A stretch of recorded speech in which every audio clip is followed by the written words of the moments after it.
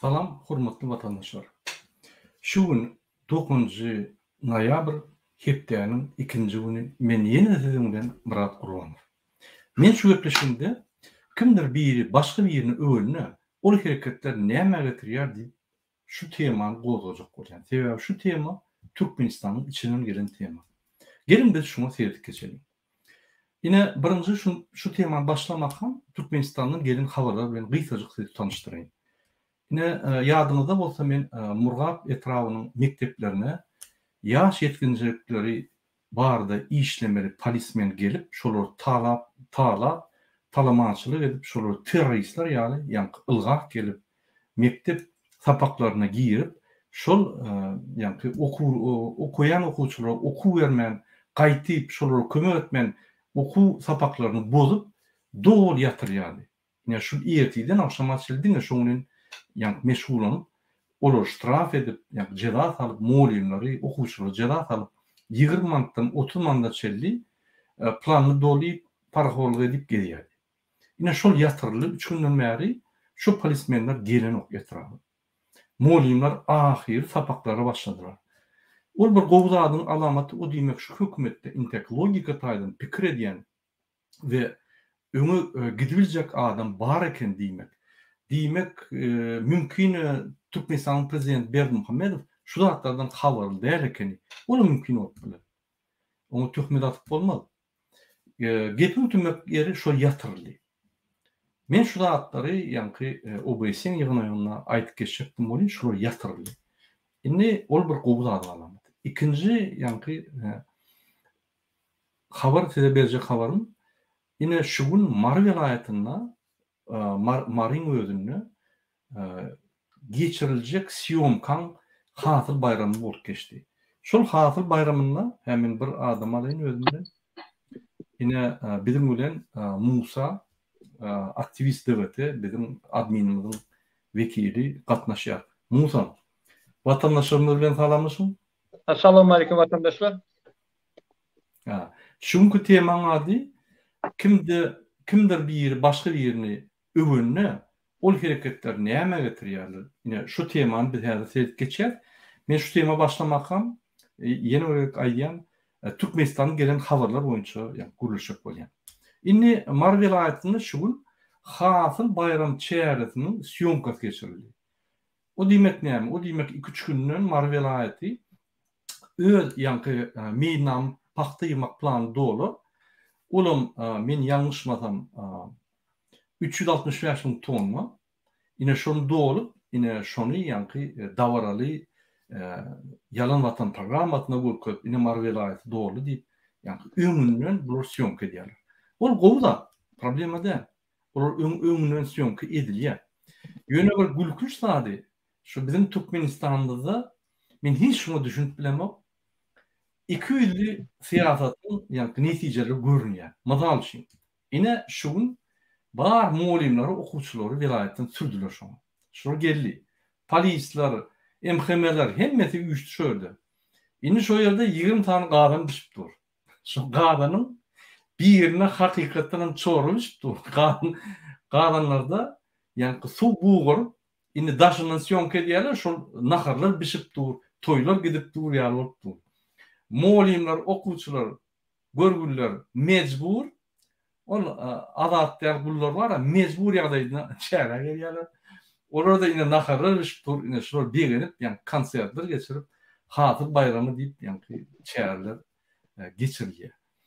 Ol bir gülkünç. Men bir zat edeýin, ine Fransada uly üstünlükler var. Oň bayramam ýok, zadam ýok. Näçi? Bar bayramlar ýylyň dowamında belli.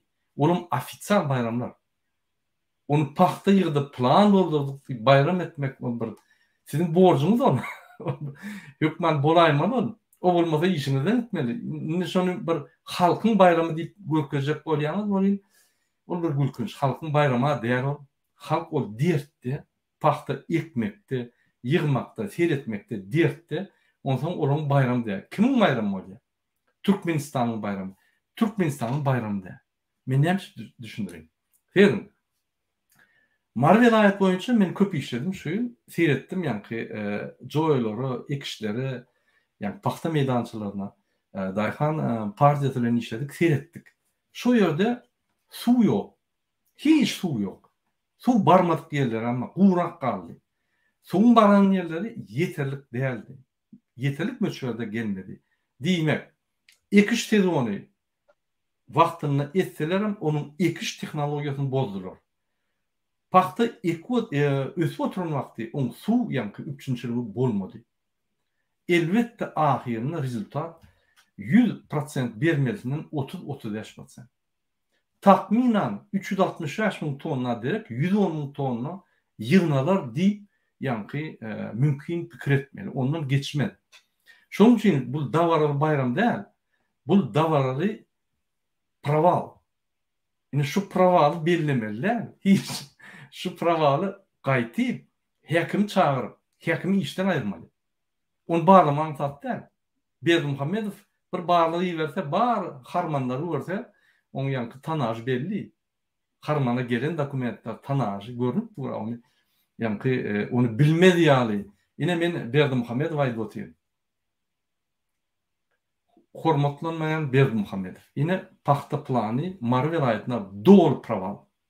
30-35% golu ýygnaldy. Olam iki goşadyrynyň arasyndaky gowy pokazatyllar. Ine şonu alan ýagdaýynda da 110.000 tonna ýygnaldy. 365.000 tonna derek. Siz onun için häkimi işten aýryp jogapkärçiligi çağırmaly. Näçe? Sebebi şu birinji oktýabr güni eýýän bellidir şu planyň mailnamanyň ýerine ýetirilmejegi. Eýýän takminan 30% ýerine ýetiriljegi. Şonda ýanyňyza gelip size daklad edip raport berip ine şu ýal bolýan näme edeli ýa şunu diýip ýa siz plany peseldiň mailnamany onu ýetirip bolanyk. Bolýar 10% ýetmese, 20% ýetmese, 70% ýetmeýän bolsa, ol praval. Şoň üçin men praval bayramy diýen, hasy bayramy diýen. Hawa Türkmenistan için ulu kazanç sebebi. Türkmenistan hemme zat ýykyrly. 30-35%'dan bir ulu kazanç. Ona bip bolýar. Indi men diýjek bolýanlarym şul wakada bir topar adam şul merke çekildi. Bir 3 günden beri, bir gün näme? 2-3 gün bolýar şol. Okuwçylar okuwbarmy? Moğollar aýlyga çağırıp okadan okula diýmek, şu çağıranyň ýanky bilimler peselýär. Bir topar MH5 we polisler öz işlerini ýerine ýetirmen şoňa barýar. Bir topar artistler, syomka, video, ol hemmeler şoňa baryp bir topar adam, müňlerçe adam gerekli zat etmeýän, bir biderek, gerekmeyecek, hiç kime gerekkä zat edýärler. Şonu ýanky bu syomka edip ýanky 2-3 günden ine görürsüňiz ýalan watan programda bişip duran galanlary hemme zat görürsüňiz. Şo ýere baryp galanlar galdyryp koýan okuwçylar bar, şolar zaman edýär. Ine şonu siz göreningizde şo galanlary ýadyňyza seredin.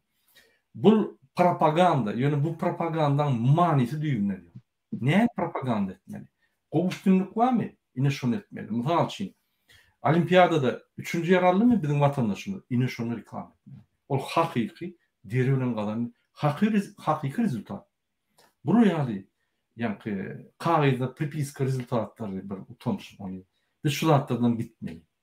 Şoň üçin ine men her gerek tankyd edýändim. Berdimuhammedow 200 siýasaty hakykatdan birda ýönü statistika boýunça burun alyp barýan, ýöredýän öz öllerini alýan statistika boýunça biz Türkmenistan ösüşimiz 5-den 10%-da çelli ýylyna ýanky temp razwitiýada bizim ösüş templaryny. Onanyň Hytaý soňky 10 ýylda gat ösdi. Şonuň pokazatyrlar 3,1-3,7 boldy. 5-de çykylmady. Biz şondan iýde galýar. Olar bizi finansiýer edýär. Bir de kreditler berýär. Birinki bolsa 5-den 10%. Onlar her bir öýde soňky 30 ýylda 5-den 10%-da ösen bolsak, her bir öýde bir maşin bolmaly. Her kimiň bir her hojalyň, ýani maşgalada bir maşgalada gelin ýanky bir maşgala bar bolsa, her maşgalada bir jaý bolmaly. Hakykatdan. Hany zatda? Bizim manadymyz şeýle bu güýçli bolmaly. Giýje uniýasyň konvertasiýasyň boljaklygy ýanky bolmaly. Hany zatda? 30 ýylda manadymyz iň bärkisi manadymyň hümmeti ýok. Näme şo manadyň edil deň derejesine gyzyl goýup bolany banka. Onu eger Rossiýa bilmeýän bolsa, olur manadyň hümmeti ol, biziňki de manadyň nöçeri pes, ýani jem alyp görseň bir gaty 3 milliard, 4 milliard, 6 milliard. Näme şu 6 milliardlyk gyzyl goýup bolmadymy? 240 milliarddan köp bir investisiýa etdik guruluşlara. Hanol? Hemme edilen investisiýany jemläp alsam 50 milliarddan neçe ol? Hani olur? O pullar nirde? Näme şoň 6 milliardy tapylmadymy? Şu manady giýje tap nemeselerim şoň edil dolardan beter güýç bolar. Bolmady. Ol hiç mi gerekkä? Şoň üçin paraxor hökümeti, paraxor statistika, konstitusiýa ba ýöne işlenok, paxta ba ýöne ýygnalanok, ýa-ni ösüşler kagyda ba ýöne uraýarlar. Türkmenistanyň halky 6 milyony hakykatdan hem bolsa 3 milyon. Ine şu ýaly biz öz-özümiz alýar. İň gülkünç ýeram hemmeler şunu bilýär. Halk bilýär. Dine Türkmenistanyň prezidenti bilmediklerini bolup bayramlar alıp, hatırlar alıp gitmiyor. Ol bir anekdot var. Olsun.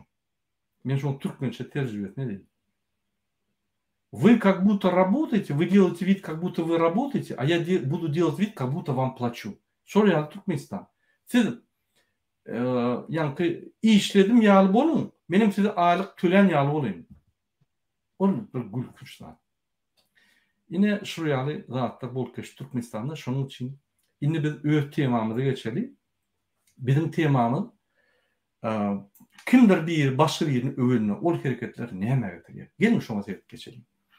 Men başlangıcı başlayayım. O zaman ben sözü Musa vereyim. Gelin şoňa seyredelim. Ine şuň maňa Türkmenistan'dan bir soraw berildi. Bizim bir vatandaşymyz soraw berdi. Men Türkmenistan'dan köp guruluşýan günüň dowamında ine bir vatandaşymyz soraw berýär. Murada biz Türk'ün televiziýasyny we habar programmalaryny tarýan süýlen görýäs. Biz şonu görenmezde näme Erdogan hakynda bir kimin aýdylýar, şol umumy ýani habar programmalarynda ine beýerlik bardy, ine ol ýerelikdi, galyn materiallar, galyn habarlar bolsa, dine halkyň ýagdaýy, durmuşy we bolup geçen wakalar, hakyky wakalar boýunça aýdylýar. O ýerde bir ýerini öldürdiler, o ýerde bir zawod açyldy, o prezident oňa barmady, barmasa da onu görkezýärler, da edýärler diýip ýani hakyky habarlar aýdýarlar diýip menden soraýar. Näme üçin bizim telewiziýamyzda we medeniýetimizde 90% dine Berdimuhammedow barada gurrun edilýär. Ine şu soraw maňa berdi. Şu sorawy men jogap bermäkäm, men ine bizim aktivistimiz Musa soraw berýär. Musa, sen şu sorawy özüň näme jogap bererdin? Ine bizim vatandaşymyz bize aktivistlara şuraya soraw berýär. Näme dersiň? Näme jogap bererdin? Öz pikirini aýdyp bilmermi? Sağ olun burada söz veriniz için. Övmek, birbirini övmek, yani birini övmek, ruh taraftan adam öldürmek bilen hasaplanılıyordu İslam dininde. Bu övmek praktikası bize nereden geldi? Bize sol Sovet Soýuzynyň bäri gelip durdu. Sol Türkmenistan guruluşy, döwlet guruluşynyň tehnologiýasy Sovet Soýuzynyň şablonundan alınıp häzirki ýagdaýda iň çürük ýagdaýyna ýeten ýagdaýda meni şoň ýaly düşünýän.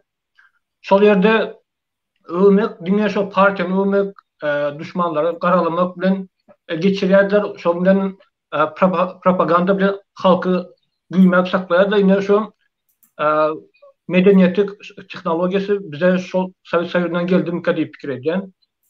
Medeniýetimizde ornaşypdyr halkyň arasynda.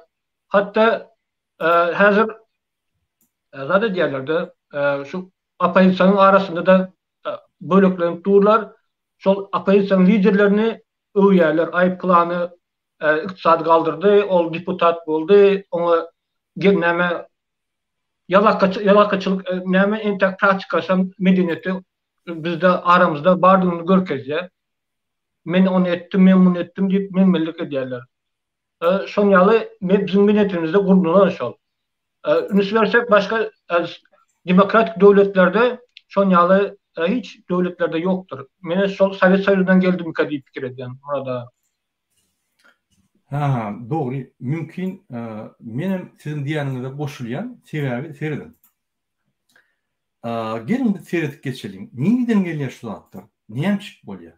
Ine iksan prezident bunu öz siyasatynyň gowşokdugyny bilip, bunu diktaturany gorýanyny bilip, bunu halk gorlamajagyny bilip, diňe özüni övmek bilen başga ideýa, başga pikir bolmaly diýip, başga pikir bolan ýagdaýynda olary ýanky şul diktaturan, ýani prezidentin mehanizmlary, instrumentlary, MHM, polis, ýani prokuratura, suwtlaryň usulüni gysyp, şonu ýapyp, metbugaty azad etmän, ine propaganda diýilýär. Yalançı propagandanın etkileri. O doğru, ön Sovyetik wagtlary, mysal üçin Khramov, Jadan, Umnov, olar spesialistlerdi. Olar şu Sovyetik wagtynyň propaganda sistematyny häzirki gününe geçirýär. Öňül işleýärdi. Näçe? Sowet Soýuzy ýapykdy. Hiç zat, ýani daşörükden gelen ok, daşörükler kapitalist, düşmanlar diýip hasap edilýärdi. Ine men özüm okudum 83'te, 82'de men nimäni gutardym, ýani mektep gutardym, 82'de instituta girdim. Biz ananyň ýaşlar bolup, Boniem, soň näme, Arabeski, soň näme, ýene bir şuňa beňzeş bir 3 tane aýdymçyny bilýärdik, başga ýokdy. Ýöne dogrudan dünýäde 15 milyondan geçýän aýdymçylar bardy. Diňe Amerikada 10 000 sany, pardon, 15-20 000 sany belli aýdymçy bardy. Ýewropada, ine Fransada men hatalyny gördüm-de, 7 000 sany awtoritetli aýdymçylar bar. Konsert berip ýörenler bar. Biz şolaryň bir barmak basar ýalysyny bilýärdik. Aňardan informasiýa gelmeýärdi. Ine mysal üçin Sanremo diýip bir şäher bardy, öň Sanremo festiwaly bardy. Men şonu baryp gördüm. Ve Sowet Soýuzyna bir şol bolanyny, şonu sypdyrman her ýyl bize azıcık bir konsertini görkezýärler. Yani bir sany aýdymlaryny, konsert, şol festiwal. Şonu görýärdik.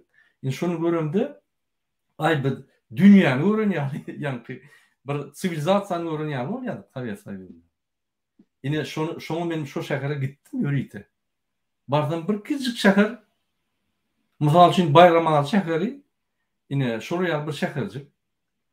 Köp bir üýt köçükler hem ýok. Diňe ulu bir tane kazino we pobережье var ýani kenar var, ordanca boldy.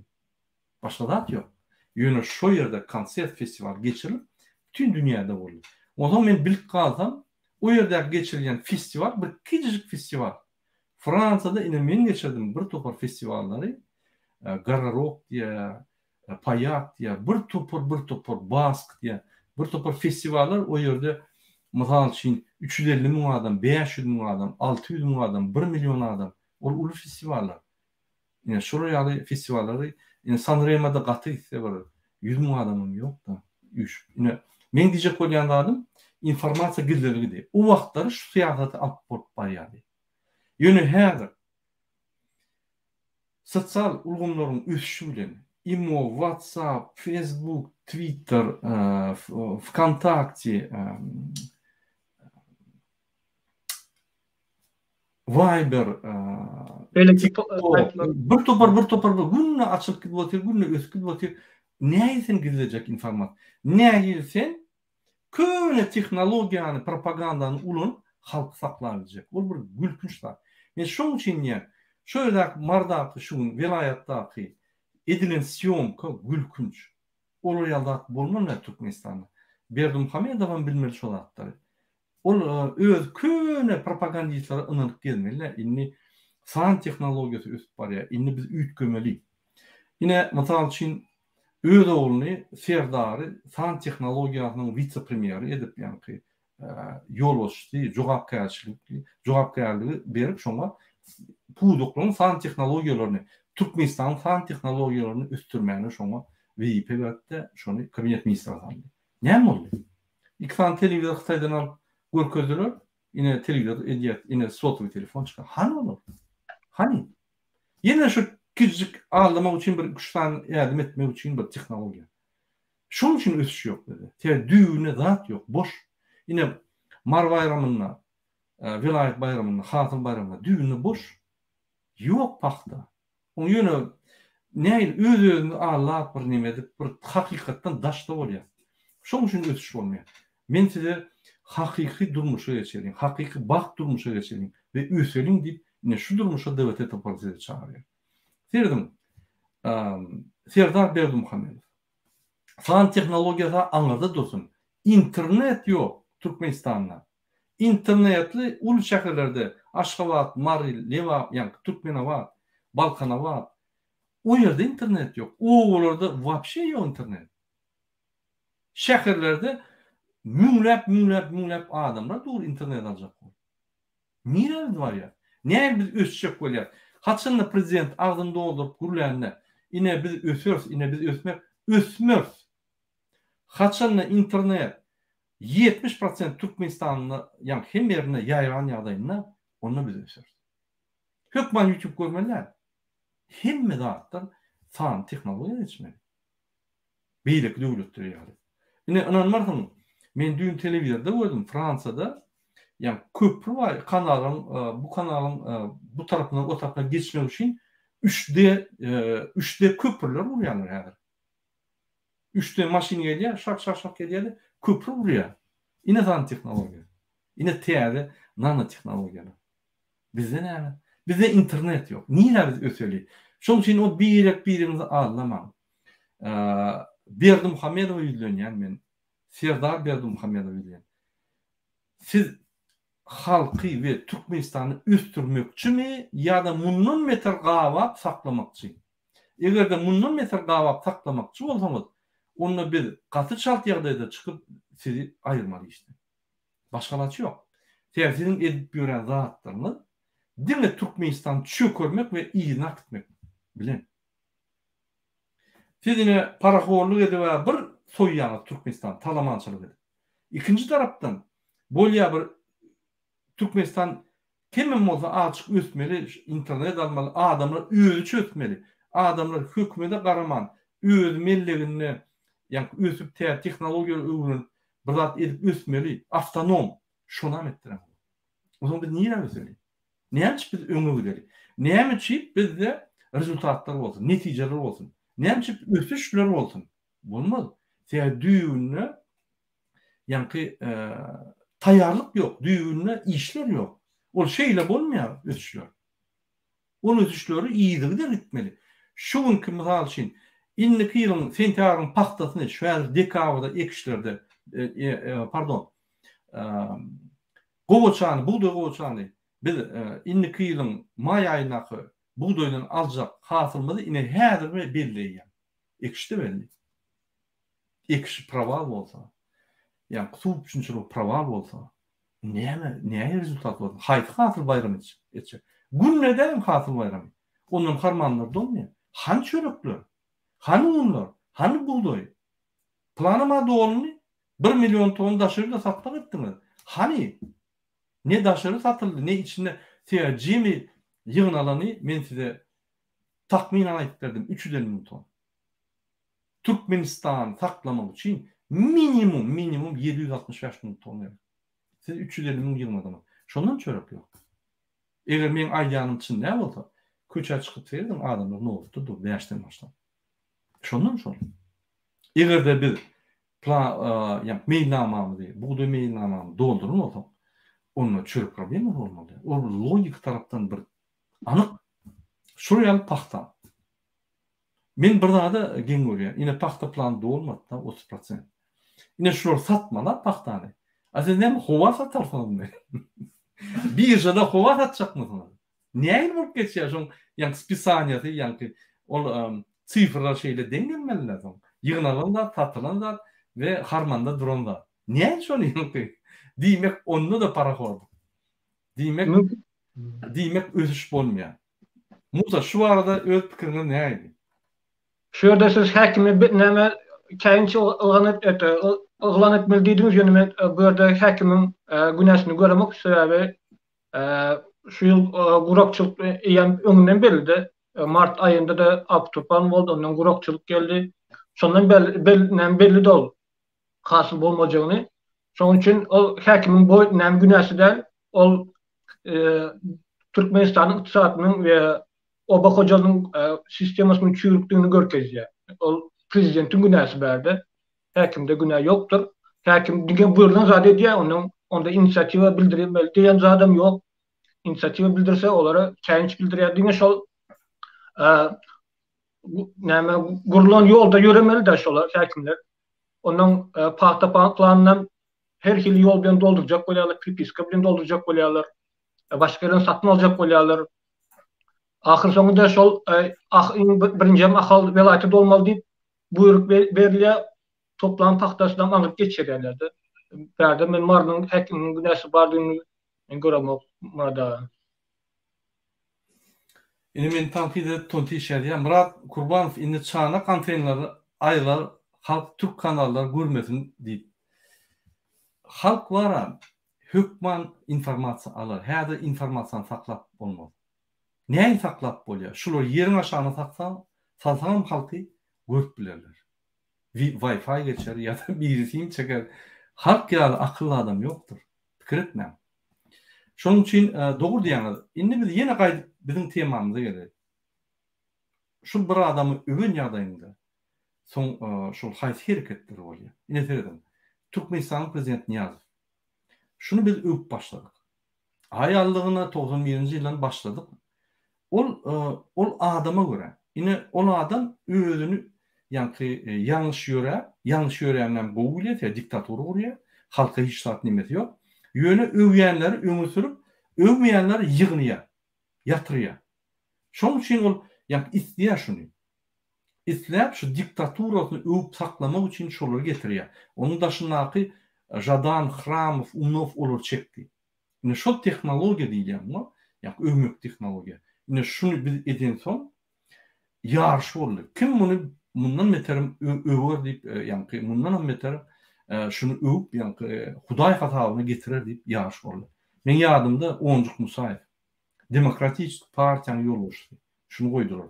Näçip ol öwmekde sözleri aýdanna öz huşundan diýdi. Şol ýaly binamy.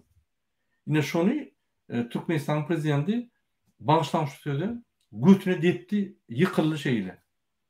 Hudaýyň aýagy maňa dirdi diýip ýa-da ýene çokun başladı. Şol ýaly adamlar öňe çykyp şunu öwüp, öňün bir bozuk adamy mundan meter kellesi diýär. Şonun Niýazowyň kellesi diýip ol yer ölçügini ýitirdi, koordinatlaryny ýitirdi, dogry. Ine biz şoňa barmaly. Hormatly watandaşlar, ine birisi de kömek etse, şo sağ bol sözi aňyr başy bilen bolýanlar. Onu barıp üýtgeş hormat goýup ol bir bize onu hormat mundan beter hormat goýar diýip bolýan, biz şol adamy erbetdik diýär. Men öz işimde işleýän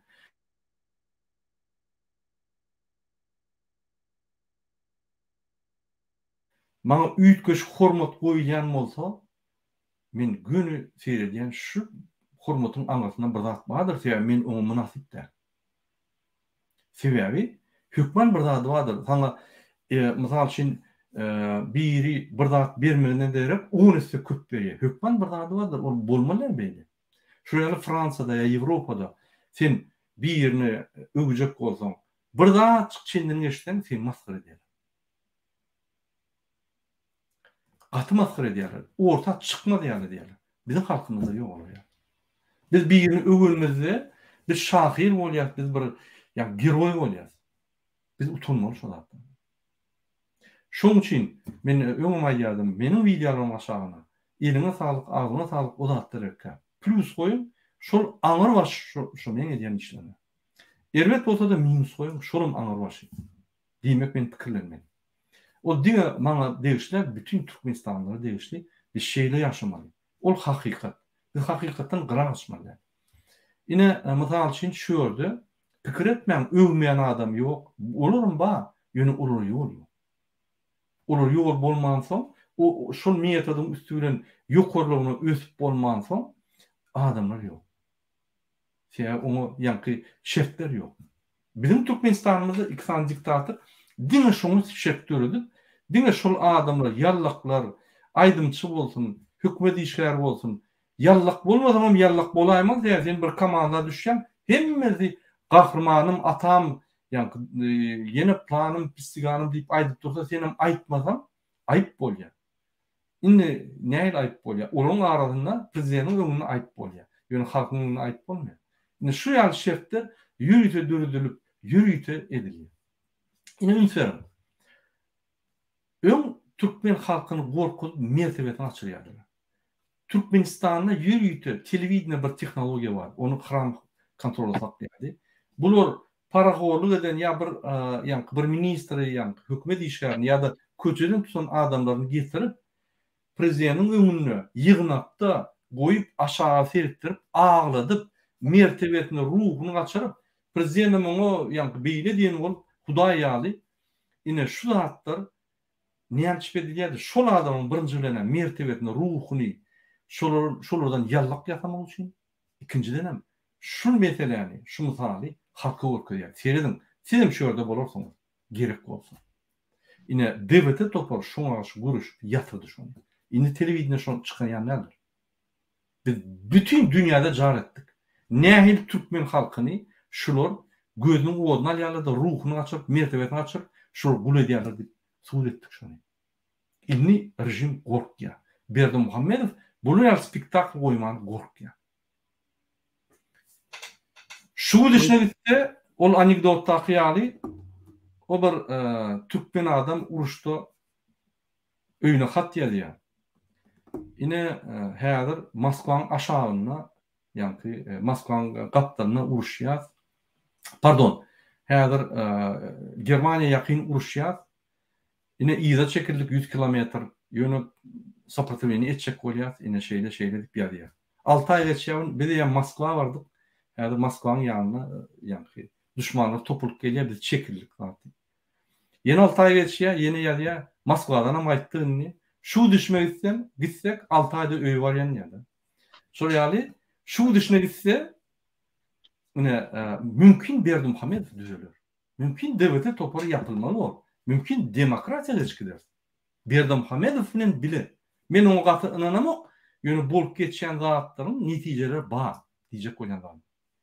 Ol biziň aýdan netijelerimiz ýa Berdimuhammedow bilmeýän soň görüp eden netijelerimiz ýa-da halk şuňa galyp aýdyp başlanan soň hökümet çekilen netijelerimi, umumman netijeler. Ine şonuň üçin men hormatly vatandaşlar size diýen, biz absurddan, idiotizmden çykmaly, boldy, inne goýaly bol 80-nji, 60-njy ýylyň tehnologiýalaryny. Biz 20-nji asyrda ýaşaýar. Biz ösmeli. Berdimuhammedow bilen ýa beýleki bilen tapawy ýok kim bilen. Kim bolsa şo bolsun prezident. Biz ösmeli. Halkymyz ösmeli. Halkymyz halmaty ýagdaýy gowulmaly. Biz gullar bolmaly daşar ýurtda. Azatsyz gullar bolmaly. Ine şoň üçin men berjek maslahatym hormatly vatandaşlar. Häzir strelka aksiýasy gidip dur. Siz goşup başlaň. Biz türkmen halkyny ýuwaş-ýuwaş azatlyga çykaryl. Mümkin Türkmenistanyň hökümeti halk azatlyga çykyp, bularyň azatlyk alyp biljekeni şular dinlemeli, şuň diýen zatlaryny etmeli, ýerki şular ses berip men saýlamaly, diýmek men şular dinläp şular hyzmat etmeli, mümkin aýlanar. Şans bermeli. Men Berdimuhammedow gollamak siz bilýäňiz. Men Berdimuhammedow çüýleşim ýaly ýektuk adam çüýlendir. Ýöne dogry diýmeli we erbet zat dogry tarapy gitjek bolmaly. Maksat şondadyr. Şoň üçin ine şu mesele boýunça şu öwmek meselesi, şu rejimi biz şunu getirdikmi ýa şu rejim ýürüte öwdürüp şuraya ýallaklar gatlaryny goýup şu diktatorlar geldimi? Ine şu soraga siz näme diýýäňiz Musa? Gaty dogry bellik etdiňiz Murad ağa. Türkmenistan'da medya servislerinde monopoliyası edildi. Devlet tarafından kontrol edilip kim goldamasa da yok ettiler. Şol monopoliya hem iktisatta da hem budaklarda da şol ýaly boldy. Şoň üçin devlet tarapyna hiç ile tankip bolmady. Şoň üçin ol diňe erbetleşmek bilen ýagdaýynda erbetleşip barýar. Ýöne men zat şu ýerde men düşünýärm Murad ağa, senin yurdun daşında demokratik yurtlarda yaşap görenlerim şeyle arşa götürüyorlar. yalakalık edýärler, oponentlerine söýýärler, zadýärler. Ol ýurdun içinde düşünükli ol. Ýurdun içinde mecburi ýagdaýda şol tankit edäýmese, tariplamasaň günüň ýaşap bolan ol. Ýurdun daşynda näme şolar mecbur edýär. Murad aga, size sorak men. Onu näde düzeltmeli? Özlerem demokrat diýip hasaplaýarlar. Doğru belirlediniz şonu. Şimdi yalakalık etmek, karşı götürmek, birbirimize ölmek. Doğru soru verdiniz. Yine men dün bir videonu gördüm. Şunu gördüm. Yine öňküsini gördüm. Yine bir adam hormatly prezidentim, hormatly arkadaşım, men öýe geçjek, maşgalamy geçjek diýip dur. Beýleki iş zaty eýem aşgalyň problema. Yine de arkada men öýe gitdi. Yine orada adamlar hiç ili uğur tapman, hiç ili çıkmağı ýagdaýyndan tapman, yine yarlaklağa değerli öňüne gelýär. Olu mezur der. Sebebi şu problemin after kim? Yine Berdimuhammedow. Sen näme oňa ýüldünýär? Oňa ýüldünniň sen alyp giden ok, menden sen alyp giden ok. Top näme? Näme sözüň gaýdy? O men Fransadan oturun yerinde diýmänsa, sen haçanla bir zavodun gıratyna, zavoddan çıkıp işten kogurup pulun alınmayan bir astanovkada oturumda ol mümkin başka bir ýagdaý. Näme ýagdaý bolsa, sen şu derde, şu ýagdaýyna salan adama näme sen ýalbarýan? Näme şertde sen ýalbaryp bilýän? Gep namysda däl. Kiber şol adam sana rehimli edermi? Ola ýollar ýapyp pasportyny sen ýank bermän, agyr unuňa salyp ýürüýti, kösen öldüp gören adama ýalbarmak näme diýsem? Ine köçede sen soğutuğu telefonuna var ýa pullu var ýa bir tutup sen soğutuğu telefonuna alýa urýar sen. Ýertirki gün sen eýem ýanky elinde magnitofon alyp barýan ýa ýene orada iPad alyp barýan. Ýene şo çykýa senim şoňa diýen gaýrat et, alma meni geçir zat diýen, hiç seni geçiririm, o bandit. On käri şol. O şoň esasyna ýaşap ýör. Şonu etmese o bandit bolmaýar. O zaman şol adamdan meni halas et, gelle akyt diýmek bir näme diýsem kan? Gep onda däl, sen şonu başgaça aýtyp bilýän. Türkmenistanyň prezidenti Berdimuhammedow. Men ine şu ýerde kösenýän, men öýe gaýtjak. Men çağajyklarymy aýtjak. Senin hem çağajyklaryň bar. Senim bir aýda görmeseň eýýäm tolunanýar. Men şolary 2 ýyl görmedim. Men size ýüzlenýän. Meni halas edin. Men ýaly müňlerçe türkmen bar. Bize reis eder. Ine bul söz Berdimuhammedowyň ünsüni çeker. Haçan sen ýalbarsaň ülsünler diýär. Haçan sen şeýle diýsen, be. Şunun intek sabarlygy butork gelýär, intek ba, butormaka men şunu çykaraýyn diýip ondan hereket eder. Gep birini gorkulmakda däl. Gep ýa hakykatda. Haçan sen hakykatyň içinde kösenip ýalbaryp dursaň, sen hasap edilmeýär. Kim bolaý sen? Ölüp duray, ölüp gidersin. Ýöne haçan sen agyr ýagdaýda hakykat aýdyp dogry bilýän bolsaň, onu hereket ediler. Sen garşyňda bandit. Sen garşyňda mysal üçin Macron däl, Merkel däl, Biden däl. Sen garşyňda bir bandit. Hökümetiň pullaryny ogurlap, narkotik satyp ýören, hökümetiň koronawirusyny üstülen adamlar öldürüp ýören adam, o näme tankyny bolsun? O logika hiç gelişen o. Şoň üçin men ine hemme watandaşlarymyza ýüzlenýän. Ağlap, emedepläp, ýanky mikrofonu we kamera ýanyň. Akyt meni arkadan diýip gelme. Ýöne mert durup, erteki günde maskara bolmasaň, mert durup, ýagdaýyny düşünürip, şonuň borjy seni isleýän agyrlykdan çykaryp akytmak, şonu aýtsaňyz, onu gulagasar. Ol sebebi, siz şoňa diktatorym diýmän, zat diýmän, Türkmenistanyň prezidenti Berdimuhammedow. Siz ine men ýagdaýym şeýle. Men çağrılmy görmedim. Men kösenýän märde pulsuz. Men pasportum uzaldyran ne? Siz özüňizi men ýerime goýun. Pasportsuz gezip ýörsiňiz bärde. Çağlarynızı ýyllap göreňiz. Durmuşum tupiga geldi. Men näme etmeli? Men terörist bolup Türkmenistana girip siz öldürmelimi? Ya siz prezident bolup öz ýanky wezipen borçlaryny ýetirip men ak etmelimi? Özüňiz jogap berin. Men ýaly müňlerçe adamma. Siz bizim prezidentimiz bolýan bolsaňyz, bizi ak edin. Ine şul seriozny gurrun, ýanky dogruçym. Onuň ruh beletden pesellemek, özüňkiňden pesellemek bir dogry gurrun bolýar, dogry hakykat gurrun. Sebebi, sen nämeden okudýan? YouTube'da öz hakyky problemaňa aýdanyň üçin sen türmäge asalarmy?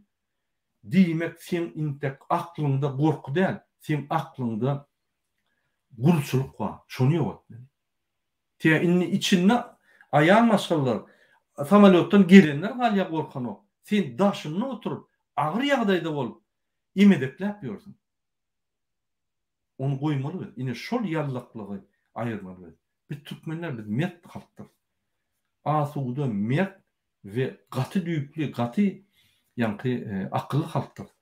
Şoň üçin hormatly watandaşlar, ine biz size şu ýaly pozisiýany berýär. Sizem giregini alın. Näýle özüňiz namusyňyz boýunça, özüňiz terbiýeniz boýunça, özüňiz dünýä garaşyňyz boýunça hereket edin. Şu ýaly maskaraçylyklary biz içinde däl, daşynda da besetmeli. Ağlam şu üýüşüp müň bolup ağlam aýt göräň, hiç de bitmedi. Ýöne müň bolup protestde çyksaň, onaň derrew ütgär. Ine tapawy. Sen ol bandit, güýçden gorkýar. Sen ağla rehimlik zat ýok. Onuň bolup üýüşüp ağlan ýanky bizim aktivistler video alsyn. Ýürüýte. Çıkaly. Şu onuň bolup durmuş, ağlap, ýeňräp köçede duralym. Hormatly prezident arkada diýip gyýryp şu durman gyýryp bir daha. Hiç taýdykmy. Gaýtyp mundan meter basalar. Inni öňüç ýaryndan reýse berýän bolsaň, inni 15-20 000 dolar bolar. Ýöne haçanlar şu 1 000 adam, 10 000 adam köçe çykyp Türkmenistanyň prezidenti bizi akyt siz borçlu diýseňiz, onu ýollar açylar. Hiç kimden pul almaz. Ine tapawy. Siz näme diýýärdiň şunu? Gaty doğru Murad ağa söylediň, hormaty mertebäni mert adamlar görkezseň bilýär. Ol hakykatdan Türkmenistanyň prezidenti jenaýatçy adam diňe güýç bolmany, güýji düşünýän adam. Geçen ýyl Marda Lewapda aptupan bolanda adamlaryň jaýlary ýykyldy, birnäçe adamlar ýok boldy. Habar tutulman ölenler boldy. Adamlar şu YouTube'da zaradinde çykyş edip ýalwaran gördüler, haýşym edip gördüler. Hiç hili hereket bolanyk. Emma Kiprde 5 sany 10 sany adam bolup çykdylar, onuň İstanbulda çykdylar, Amerikada hereket edip başladylar. Şondan soň Türkmenawatda, Çarjewde bir remont işlerini, awatlaýyş işlerini geçirip başladylar. Şu näme rejim diňe güýç ulanyp, diňe güýji prezident edýän zat hökümet. Şoň üçin onuň hem däl bir sanakly 100 adam izgiderli gezek şol protest geçirilse, ýakynda gördük, OBS'e barıp geldiňiz, onuň 33 sany hukuk goraýjy edaralar özüniň nägilligini bildirdiler de, Türkiýe başçylar bizim aktivistlerimizi nähak yerden tutup deport centre ýerleşdirýärdiler. Biz şeýle çykyş etsek, hukuk goraýjy edaralarym bizi goldajany görkezdiler. Başçylygyny näme şol diktatura geç edýän hökümete başçylygyny görkezdiler, bizi goldajany görkezdiler. Şoň üçin diňe şol protest aksiýalarını geçirmeli, özüniň halk özüniň zadyny görkezmeli, wolyasyny görkezmeli. Hakykatdan näme ruh tarapdan döwlemzok hereket edýäs we hukuklarymyzy gaýtarmaga taýýar, görüşmäge taýýardygyny görkezmeli. Bu rejim näme adamyň ruhuny döwüp adamlarda Stockholmski sindrom döretjek bolýardy. Ýagny jertwa özünde günah barmy diýip pikir edýärdiňi şoňa kaýıl bolýarlar. Ýöne türkmen halky taryhda 10 ýyl halk däl, Hemşem görüşüp gelen halk entengene görüşeriz. Men şoň üçin protestde dowam etmek diýip sizi goldayan şu döwetiň uğruna goldayan men. Ay siz gollamaly, siz aktivistler öte, siz aktivistlaryň ýöňünde için siz gollanmaly. Yo dogrudur. Men oýun edýän. Serin, hormatly watandaşlar, biz ýa-da Strelka aksiýasyna başladyk. Gollan şol aksiýany. Şol aksiýa bize bir ädim biziň ýeňişimize akdiýär. Kyn görmäň. Türkmenistanda içinde daşyna challenge'lar yapın. Yani videolar yapın. Bize iýeren biz şol YouTube'larda koyup bütün dünyaya yaradan. Yine şu gepleşimizde egerde şu gepleşige degişli ya bundan başka temalara soruňyz bolsa ya maslahatlaryňyz bolsa ýazyp durun, aýdyp durun. Men onu ekrana koyup sorulara jogap berjek bolsam. Yeni bir aýtjakladım. Musa yine şu tema yine Türkmenistan'da aydınçılar var. O bur kolayal var. Yani öňden gıysatık gelip yani häzir Türkmenistan'ın prezidenti öýräýte menim öljek diýen. O Niýazy Fölenine söz berdi.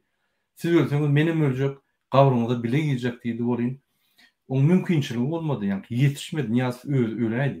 Indi ýyzynyň gidi bilen ok sebäbi o yani ýoğulan ýerine ýapyk polisler goýbermokmuş. Indi şol bur kolayal indi bul prezidenta söz berýän aýdýar. Şonları eşitdiňde özüm utanýam. Türkmenligiňe utanýam. Şoň bir diýen sözleri ol bir hat maskarçylyk utanýar. Olam hiç. Şundan atlar birinji plana geçýär, yani ekrana geçip şol bir normal hükmüne yani obratny matrica dönýär. Yallakçylyk, adamy övmek, ilaýda prezident övmek, yallakçylyk, ağlakçylyk, paraxorluk, üniversite, asudalyk, arasaçylyk, kanunlar, yani moral taýdan normal bolmak ýitip gitdi. Ine şul esas betbaçylyk. Ine şunu näme düzet bolýar? Näme etmeli şuň üçin? Siz aýtsaňyz, Musa. Näme maksat berýär? Menin serişim boýunça ilkä şol media söz azatlygyny getirmeli. Media häzir monopoliýa ýagdaýda da döwlet tarapyndan kontrol edilýär. Ondan şol moral adamyň wyjdanyny dikiltmek üçin uly rol oýnayan bir din sferasy var. Din boýunça ündep etmeli. Mene şonu alıp pikir edýän. Adamyň şahyrlarymyz bar, ýazyjylarymyz bar. Esker döwründe ondan klasik şahyrlarymyz bar. Şolary köprek çağlanan mekteplerde öğretmeli. Yani häzirki döwürde şolar medeniyetimizden ayrılıp, okul sistemasından ayrılıp, dine şol çay, yani yeni näme Cemal Saparna diýen aýal hökmünde näme premier görkezilýärdi. Şol gowmyka diýip. Şol ýazatla aýryp, klasik şahyrlarymyzy, ýazyjylarymyzy okap, ündep etmeli. Onun din tarapdan ündep geçirmeli. Adam ruhlandıryan, dikilgen zatlar diýip pikir edýän men. Ve monopoliýany aýyrmaly. Media monopoliýasyny. Dogry. Ine häzir efir gidip durda. Şol efire goşuljak adam bolsa, gelin, ine Murat Razakow, Mirali ýa-da başga adam goşuljak bolsa, gelin, men size sylky berýän. Ine Murat Razakow siziň Telegramyňyza ýerdim. Ine Mirali sana diýberýän. Başka adam goşuljak bolsa, ine goşulyp bilersiňiz, ýa bizde açyklyk, bizdin hakykaty isleýär. Ine Musa, şu ýerde siz gow belläp geçdiňizde, ýöne bul dine döwletiň problemasy ýa-la. Bul dine bir halkyň problemasy ýa. Halkyň içindäki intelligensiýanyň problemasy. Ýani moral taýdan gaçan halkyň ýani ruhuny, mertebesini şolun moral taýdan täzeden normalaryny galdyryp düşündirmek we moral taýdan gaçan adamlaryň nähili jemgyýete täsir edýäni we biziň geljek çağlarynda täsir edip nähili yaman ösüşe getirýänini, o zatlary politikler düşündirmeli. O zatlary intelligensiýa, o zatlary ýazyjylar, şahyrlar, neşriyatçılar, jurnalistler düşündürmeni kelýän men. Şoň üçin biz ine şu temany galdyryp gidip oturýarys, ýöne bizim temamyz näme? Bizim temamyz siyasat. Ýöne şu meselelerini galdyrmaly bolýar, sebäbi galdyrýan ýok. Siz näme pikir edýäňiz? DWT we aktivistler şunam galdyryp şunam östürmelimi ýa-da şu ýerde Türkmenistanyň içinde intelligensiya ýok diýsem bolýar. Bar intelligensiya ýa-ni basylyp, aýrylyp, izolasiýa edilip, ýa kuwulyp ýitip gitdi. Häzirki intelligensiya diýenimiz Akş Saparova, Cemal Saparova, o beýleki prezidenta goşgaýdan çaltaşlaýar, näme şoňa di. Olamma ýöne olar intelligensiya däl. Doğru. Olar mümkin ýa institut diplomdatlar badyr bolýan, öz diplomlary, öz ýa bilimlerini paraxorluk edip, halka karşı ulanyp, halkyň moral taýdan ýykyp, ýarlykçylygy öňüstürip, ol bir tes intelligensiya bolaýmady, men şonuň näme atlandyjymam demek. Onu Akbel Sapardan soraýmaly, Allah rahmet bilen mene bilemok. Ýöne sizin pikiriňizçe intelligensiya nirde häzir? Barmy wapşe Türkmenistanyň intelligensiya? Ya şu intelligensiya bolmasa biz şu güne geldik. Olar indikatorlar ýa bize aýdyp durmaly. Ho, şu ýoldan sowup gidip oturýar. Şu ýola gitmeli. Terden ine şu moral taýdan ýykylyp gelýär. Şu gün polis bolmak we MHM işgäri bolmak bir geroýluk diýip hasap edilýär. Ýa-ni çağajyklar on arzuwlar şeýle diýip pikir edilýär. Özüm inженер bolmak, kosmonawt bolmak, IT-şnik bolmak ýa-da bir arasa buhalter bolmak, ol arzuwlar niýetler gutordy. Diňe polis we MHM bolup taýyjymy bilen para alyp ýa-ni ýaşamak. Sebäbi häzir polismen 2 ýyl alman jaý bolýar, 2 ýyl alman maşyny çalyşýar, 2 ýyl alman aýyg alýar. Näme? Türkmen halkyny kanuny bilmeýänligi sebäpli. Bolmasa polisiň köçede duran pastaboýda gatlaryna güýçler ýok, goşun ýok. O size bir öz fantaziýasyny satýar bolýan, siz şoňa inanyp, ýa-ni kanuny bilmeýän soň, onu gaty çalty ýagdaýda finansiýer edip 2 ýyl alman şoň jaýyny çalyşýar. Yani jaýy durýar şoň. Ine şunu, şu sebäplerin esasy, ýa-ni problemasy bizim intelligensiýamyz ýok. Bizim halkımız kör galdy.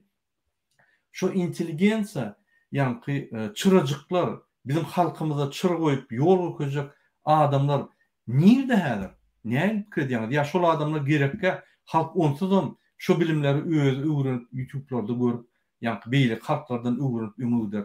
Ya da şol intelligensiya hökman suratda bizim görüşümizde bir yerden çıkıp halka şu bilimleri bermeli pikir edýäňmi? Benim özüm soraly beren niýde bizim intelligensiýamyz? Intelligent diýip kime aýdyp bolýar? Diňe bir özüne elimde diplom bar diýen adam intelligent bolmaýar. Intelligent öz başdak analiz berýän, näme soçumy, jemgyýete täsir edip bilýän, aň düşünjesini ýöredip bilýän öz başdak adam intelligensiya hasaplayan yurdun içinde 10 ýyl adamlar bar bolsa da häzirki wagtda olar ömrüne ýaşaýyşyny bir hop salýar da aýtsam türmäge düşýän ol anyk. Ýöne meni hasam gynandyrýan faktor şol daşa ýurtda adamlar ýurda adamlara täsir edip massany öňe alyp barjak adamlar özüni görkezmeklerdi. Men bir sanaklı adam bilýän, geldi kariz intelligensiya hasaplayan özü. Siz bar, Muhammed ağa bar, Allah Murad ağa bar, Akbel Sapar ağa bar, başka intelligensiya şu insan goşsa bolýar bu ýerde. Indi bir halasak, halamasam belli bir derecede täsir edýär adamlara düşündirýär. Ýöne ben gaty gynanýan şol bizim intelligensiýamyz ýok. Murad ağa şondan şeýle ýagdaý öz başak pikir edip bilýän. Halka täsir edip bilen adamlar yok bizde. Bizde öňe çykanoklar. Yok. Şere vallahi bizde bar adam, öz intellektual adam öz başta çıkıp halka täsir edip öňe iterýär bilen intelligensiýa diýilýär. Olara bir opportunist şoklunda silegen. Belki bardyr. Bilen o. Hökman bardyr. Her adamlar bar. Intelligensiýaň möçberi uly bolup biler, kiçi bolup biler. Ýöne polnusy ýok edildi diýip bolmaz. Ine gelin sözi, ine Murat Razaf goşuldy. Murat salam. Hoş Salam geldiniz aleyküm. kanalımıza. Tuğuluma Hoş bulduk. yani komentar yazyanız hiç gelip bilen yok. Yine kahramanlık ettiniz şu göre geldiniz. Siz näme düşünýäňiz? Ine size soram. Şul bizim agyr ýagdaýymyz diňe siýasat däldir. Yani doğru siýasat başy boldy. Ýöne ine bizi öňe gitmeli inteligensiýa, ýazyjylar, aýdymçylar şular ýallaklyk edip bizim halkymyzyň uhladyp ýa-ni rejimi gollap ine şular halkyň moral taýdan ölçeklerini başga tarapa çalyşyp ýa-ni täze moral taýdan ölçekleri ýagny ýallaklyk, öwmeklik, ýa-ni paraxorluk, ağlamak ve şunu meňdeşlärleri öňe goýup ine şulary şu halky başga tarapa gitdiler. Şularam rejimi gollap, rejimiň kömekçileri bolup, rejimiň bir instrumenti boldular. Siz näme pikir edýäňiz? Ya näme dogry şul? Ya diňe Berdimuhammedow häzir aýyrsak hemme zat düzeler diýip pikir edýäňiz. Şu onna Berdimuhammedow aýyrsak şul adamlar näme etmeli? Näme pikir edýäňiz? Şunu aýdyp berseňiz. Sesim geldi değil mi Murat ağa? O bilýär. Indi benim pikrim näli Murat ağa? Bu bilişimiz ýaly srazu bolan zat değil. Bu 30 yılın içinde asasda yuvaş-yuvaşdan köpelik giden bir proses boldu ve berde indi historiýany seretseňiz, historiýada da bar şu bizim 43-45 mi diýeli 2-nji Dünya Savaşynda hani Hitler näme etdi? Şonun bir propagandasy, özünün propagandasyny ýürüden bir zat bardy. Näme şu ýadyna çykdy ady. Şo näme etdi? Bütün kitaplary ýakdy. Adamları bilimsiz goýdy ve soň özünün ağzyna şey edip serettirdi. Häzir şu bizim inteligensiya diýen adamlarymyzym ýurdun içindeki şu aydımçı şu sunugatçysından tut özünü bilim adamı kitap yazıp görenlerem gıynansam pula satılan bir adamlar öwrüldi. Çünkü değişim ýaly 30 yılın içinde bunu häsiýete öwretdiler adamlarda. Häzir şu pul almak, pul bilen hereket etmek ve pul şöhret, pul hemme zat diýip öňe goýulany üçinem Allah Taala'dan aýrylan bir mentalitete öwrenen soň gynansak da edilişim ýaly geldi. Olardan ben hiçbir zaman namzat seredemok. Hani bir düzeler diýip pikir edemok ýurdun içindekilerden. Onun için biz berden yurdun dışından hareketimizi edip yurdun içine gelip biz bilimi götürmesek, biz eğer etmesek yurdun içindekiler hiç adam etmez ve inson kaydağınıza da gelsek Berdimuhammedow ayrılsa da eğer onun yanındaki häzirki parazitleri de ayrılmasa düzelmeye çalışacağım.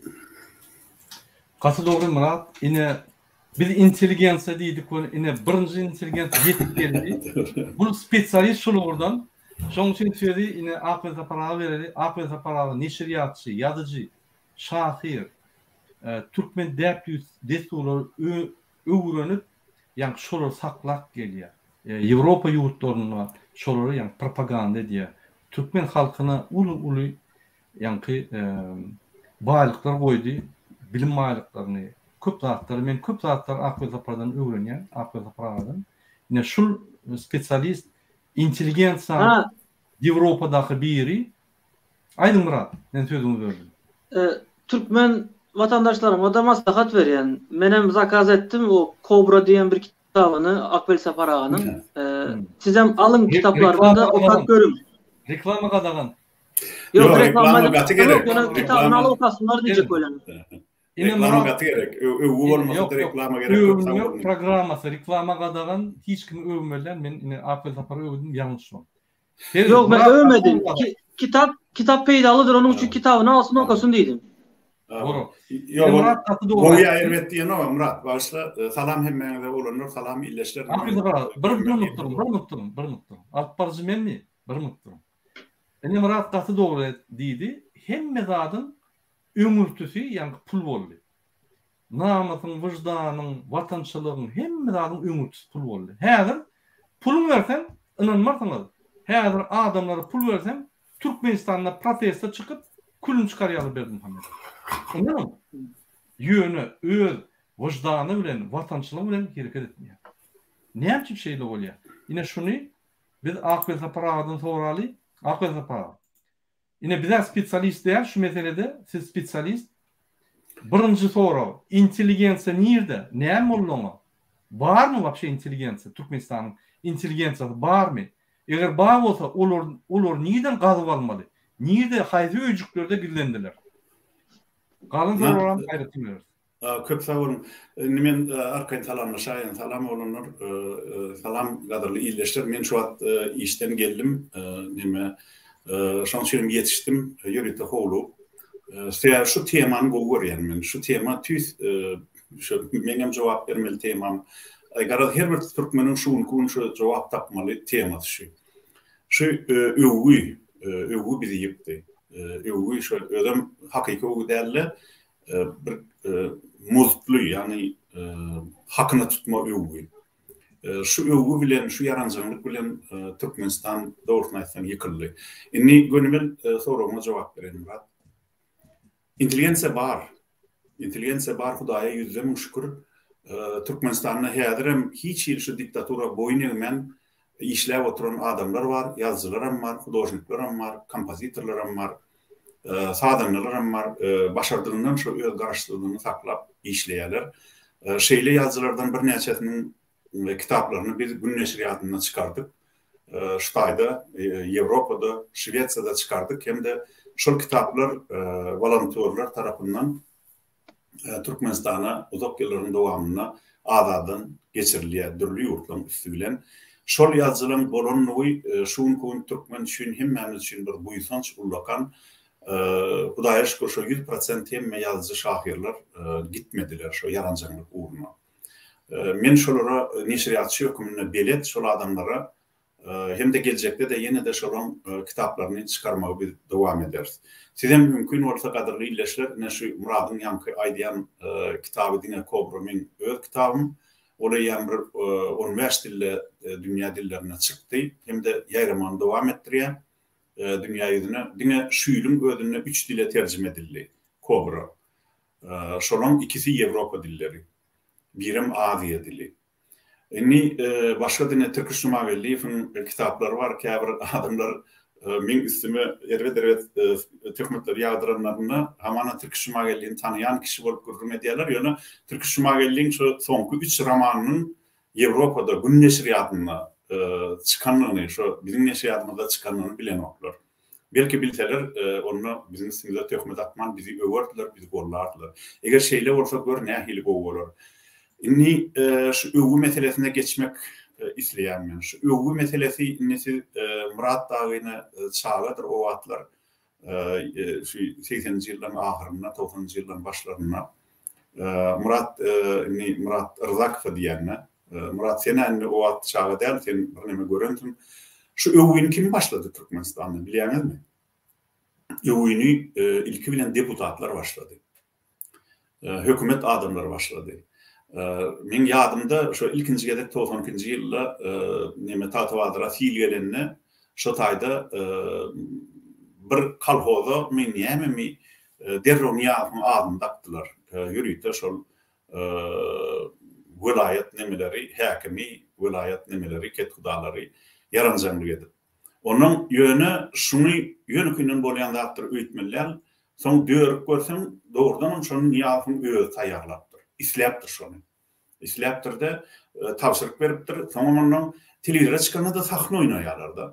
Ol vilayet häkimi sen adymy dakçak diýe, sizin adyňyz dakçak hormatly näme beýik prezidentimiz diýe. Olam ýok dakmaň diýen bolýar. Bir kelekde soň ýylynyň aýonyna bolýar da diýe. Şu sene men ýadymda gün telewizorda oýnarlar şu. Menim halkyň gözüniň aldyna. Olam niýazam nemede bir eşek näde neden bolýar da ýok diýen bolýar da ay bolýar da onu diýe. Onu men gol çekeýin diýe. Şo taýda oturup gol çekýär. Şo öz adyny bir kalpoda dakmagy. Ine şeýdip başlanýar şo. İlkinji başlanýarydy. Onuň nemede ýanky deputatlar çykyp öwürdiler. Ay sizin ha beýik nasıl neme çüremek şu parlamentden köne parlamentden başlandy. Yani ýokartaýdan nemeden. Onuň muny häkimler, zatlar alyp götürdüler. Bütün şu töweregi hökümet işgärleri. Ýöne yine bir zady hökman hakykatyn hatyratyna aýtmak gerek. 90-njy, 91-nji ýyllar, hatta 92-nji ýyllarda da, 92-nji ýylda entek Niýazowy gowy adamlar öwrenokdy. Her edaradan iň yaramaz adamlar öwüp başlady. Misal üçin ýazgylar taýgundan öňden biriň hemmämde özüniň yaranjaglygy bilen, bir piyançylygy bilen, serhoşlugy bilen, bir kördekinligi bilen belli adamlar öwüp başladylar. Olar näme gördüler ştaýda? Aha, bir ansat ýol bar. Gowy kitabym ýazmak gerek gel, gowy ýazgy bolmagam gerek gel. Diňe şu Niýazowy öwsem, öňe çykyp bolýar. Pul berýär, wizipe berýär, orden medallak ýa döşüne. Şunu gördüler-de, indi şu köpsi olam ötüp gitdi-de, men atmagat aýdyp oturmaýyn.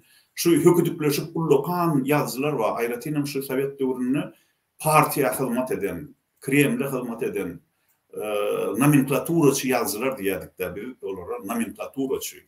Köpsi olan kommunistik partiýanyň çilenini, onuň wizipe ýaýdylar. Onuň biziň mysal üçin bir ýylda 2 kitabymyz çyksa, ýa bolmasa 2-3 ýylda bir kitabymyz çyksa, ol nomenklaturaçy ýazgylan her ýylda 4-5 tane kitap çykýar. Şeýle olar biň sapdy. Ýaş ýazgylan hakyny ýadylar.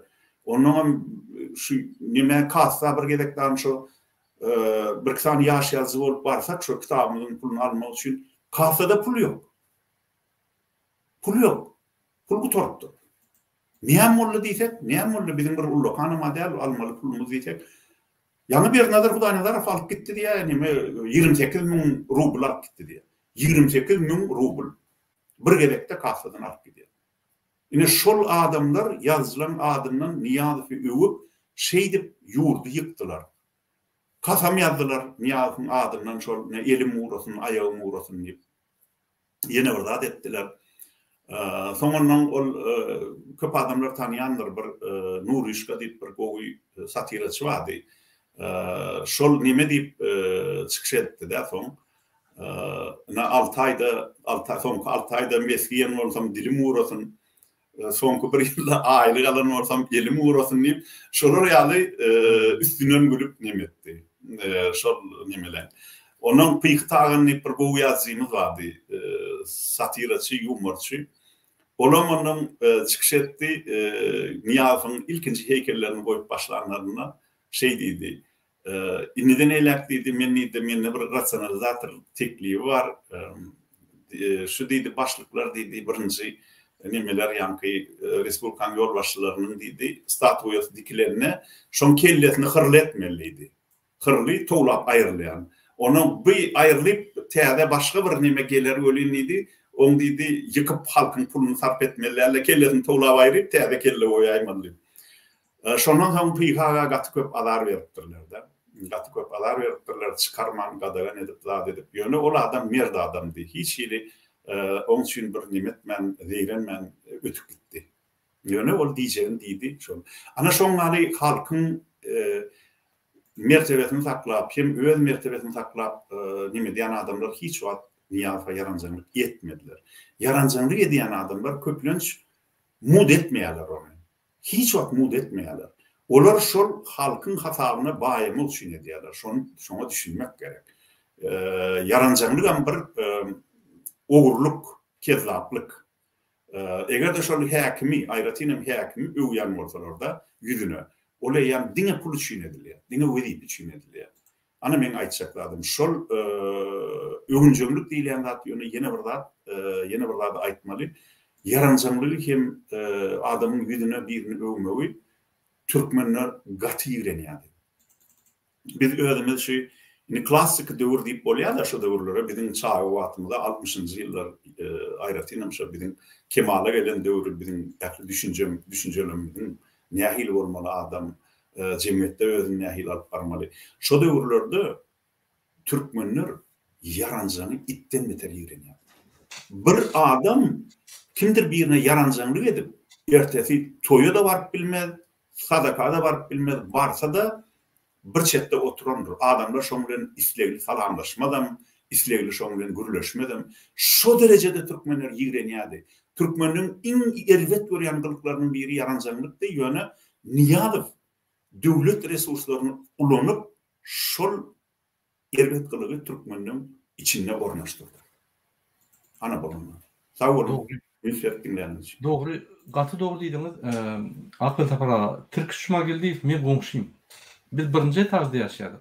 Ol üçünji etažda ýaşaýardy. Şoň ogul Bayram, Rahim, 3 tane oglu vardır. Yine ol ne Dymı biz agnya diýip kitaplar çykandyr. Rus dilinde, Türkmen dilinde. Filmen çıktı, filmen. Filmen çıktı, ova. Doğru, bizde intelligensiýa bardy. Men ýadymda bizim jaýymyzda bir ýazyjy, bir neçe ýazçy, bir şahyr, men kakam olam intelligentdi, ýani doktor nauk, professor.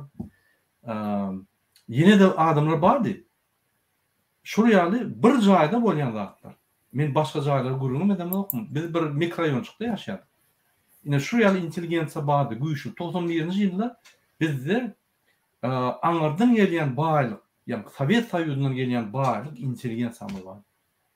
Doğru devran etdiler. Ine şu devran edilen soň, parhorluk öňe çykylan soň, pul öňe çykylan soň, Murat gaty doğru welak geçdi. Pul öňe çykyp adamlaryň orientirlary gitdi. Doğru. Inni men size bir soru bereyim. Ine Musa da gelecek bolýar efire. Hem mene de bir soru bereyim. Ine şuňky ýagdaýda, şu wagt, şu sagatda, şu münitde devlet topory siýasat tarapdan görüşýär. Sizin pikirinizçe medeniyet tarapdan ýagny adamlaryň moral taýdan üstürmek, jemgyýeti üstürmek, adamlara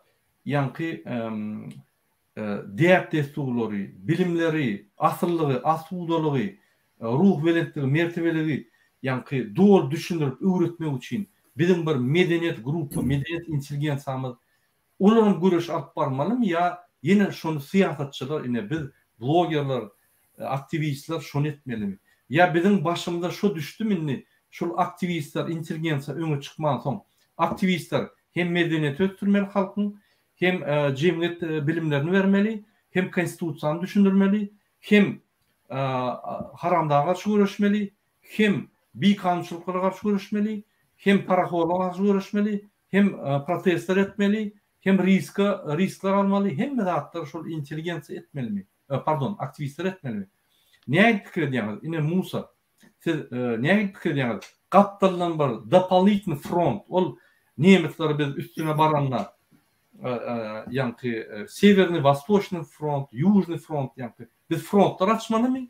Ya şo bir adamlar çykyş edip, şo bir siýasatçylar, ýagny aktivistler hereket edip, şolar öz bilimlerini östürüp, şolar intelligensiýa bolup bolmaly, bir wagtda pravozащитник bolmaly, bir wagtda aktivist bolmaly, bir wagtda siýasatçy bolmaly, bir wagtda türmäge düşüp, izolatorda oturup zadержаны bolmaly. Siz näme pikir edýäňiz? Biz näme görüşmeli? 30 yılın içinde şu diktaturadan Türkmenistan'ın halkının ruhunu, vicdanını yere kılçap vurdular da biz şimdi şu yerden yuvaş-yuvaştan kaldırıyoruz da 30 yılın içindeki şu presin aşağında kalan Türkmen halkını biz misal görkezmeli. Şahırlarımız var, yazıcılarımız var, jurnalistimiz var, ondan hem siyasetçilerimiz var. Şolara misal hükmünde biz hem taraftan alıp barmalyk diýen. Bu görüşimizi kıyınlaştırıyor, uzaklaştırıyor ama başka alacımız yok. Murad abine şeyle pikir edýän.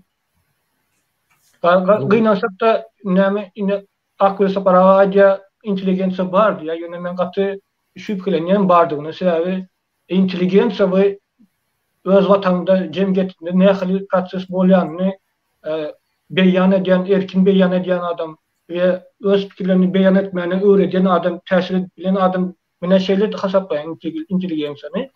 Ýöne gynansak da häzirki intelligensiýa şu aklı separaýa bar, onuň alymlada bar. Ýene bir 2-3 sany intelligensiýamyz bar. Şolardan men başga bir halkymyza, jemgyýetine täsir bilýän, içki dünýäsini beýan edip bilýän, öwredýän intelligensiýana görem okmen. Şonu bizim alıp barmaly hemme tarapdan. Doğru. Murat, şu mümkün olsa Musa'm sözüne cevap bereyim. Şu aydan da adına bir katı bu cedelli meseleni orta attı. Murat.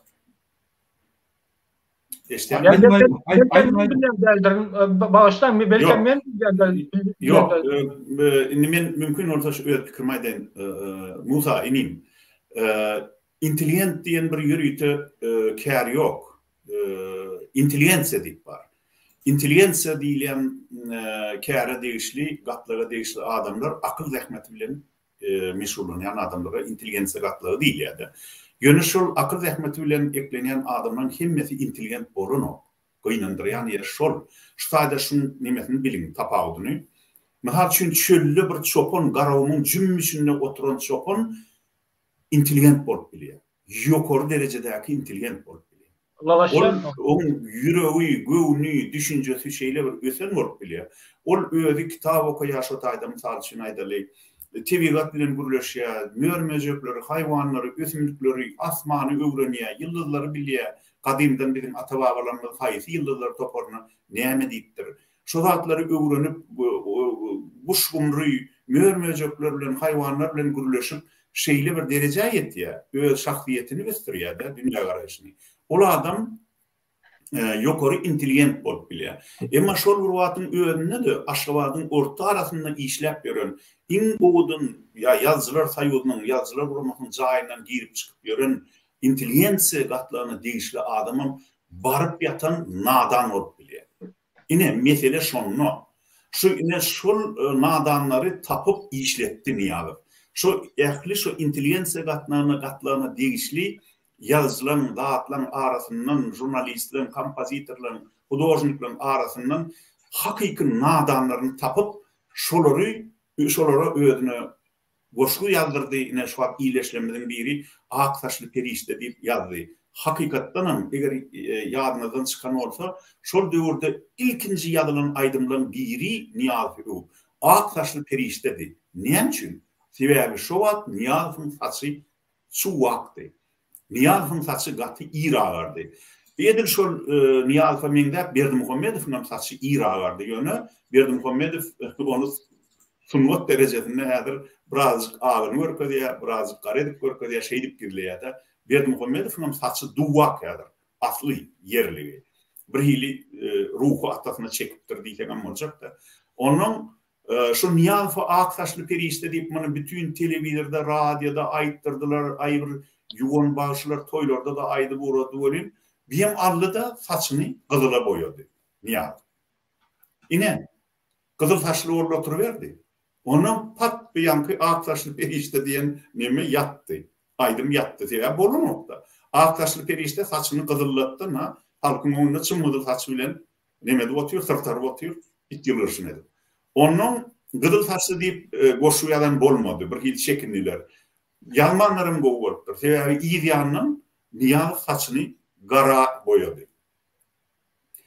Akıllı, bir dana, bir goğuy terbiyeli zanlı arası adamların saçı misal için aydalı garadan çağlan ağı işte Niyazi'nin saçı şu bir devletler yaşadıkça yaş olur diye adam altımlı. Edir şu deyişyalı ilki ak saçtan kızıl saç oldu, sonun kara saç olup şeyittirmem ölünü de kara saçlı olup ölüp gitti. Men diyecek olan adım şu Türkmenistan'la himmedat başşak kurulu. Hatta şu prezidentin saçam kavat verilen o tebiği Türkmen'in düşüncesine de tebiğatın kanunlarına da kavat verilmekte. İnni Musa men sana bir daha da edeyim. Kim intelligent olsa şol intelligenttir. İntelligensiya gatlarına yok. Manşa intelligent adam intelligensiya gatlarından çıkıyor deyip düşünmem. Siz intelligent olun oğlanlar. Biz sizden umid ediyor. Halk sizden umid ediyor. Bizim yaşlanmadan, daşarı yurtlarda bilim alan, hatta yurdun içinde de bu bilim alan oğlanlarken, yıllar oğlanlarken siz intelligent olun. Siz o dereceye yetin. Intelligent olmanın bir yönü koyucu nemeleri var. Bir düzgünleri var.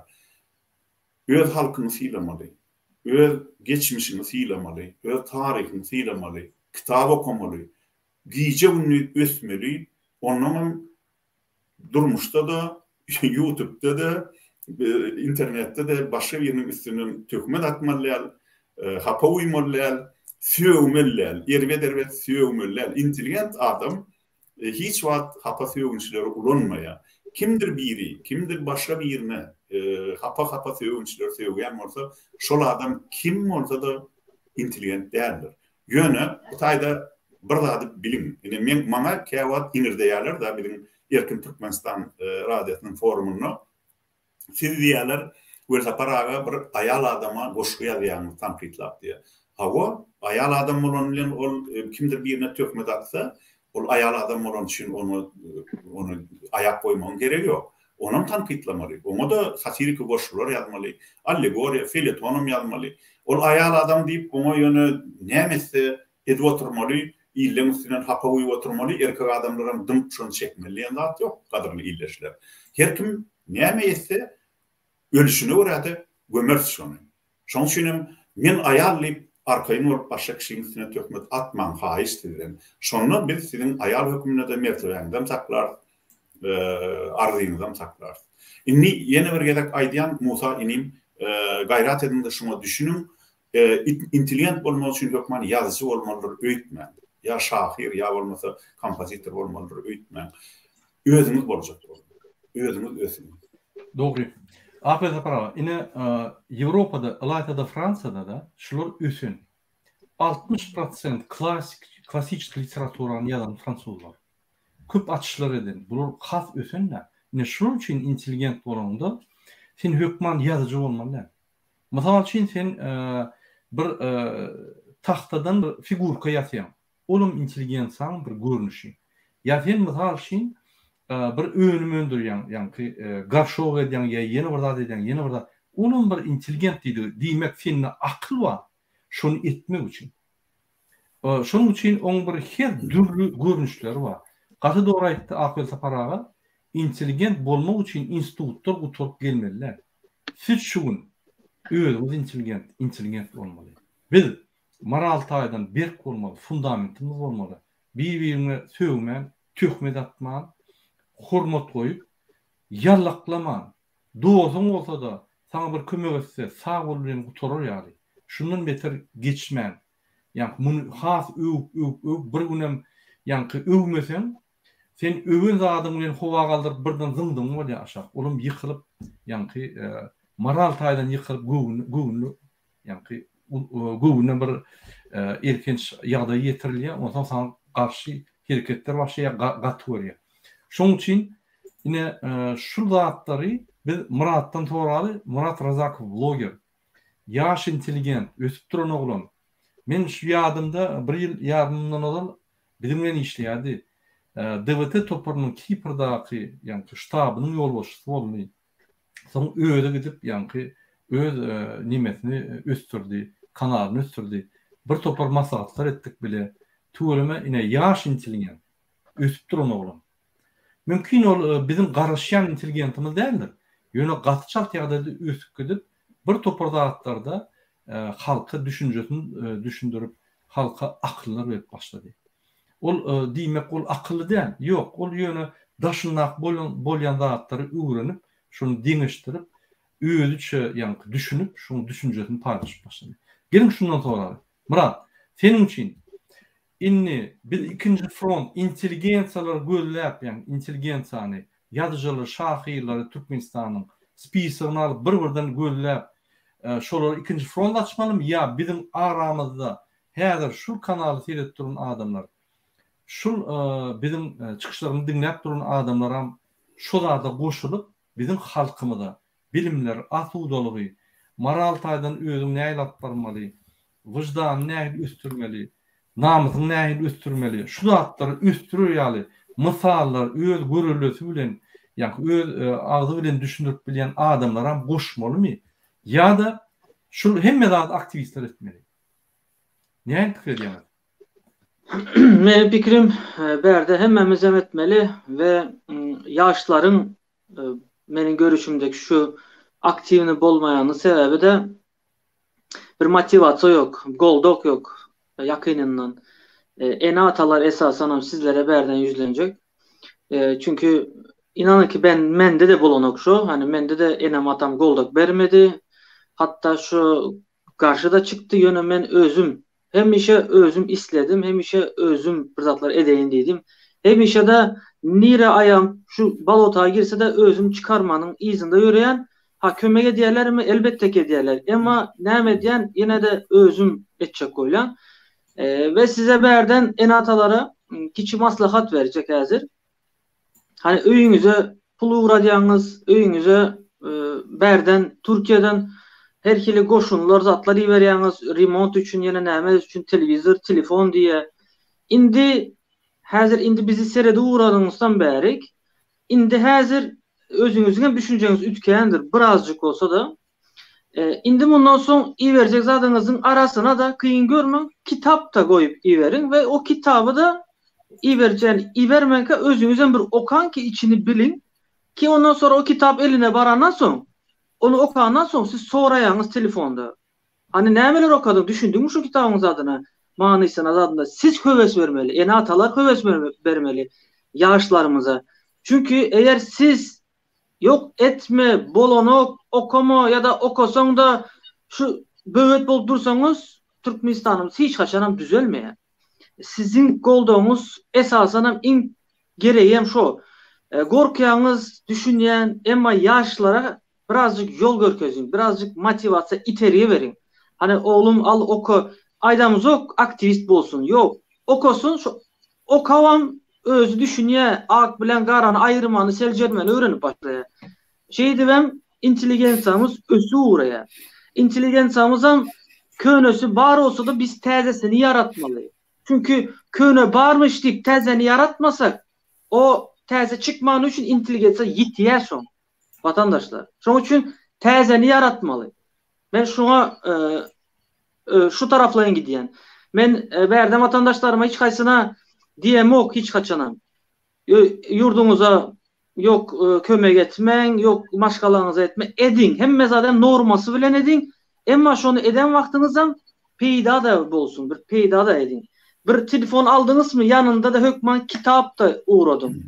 Ya da çağınız gatyk içi mi? Herkili karikaturalı flamasterli yine nämeli verin. Şu eline kitap almak höwesi bolsun.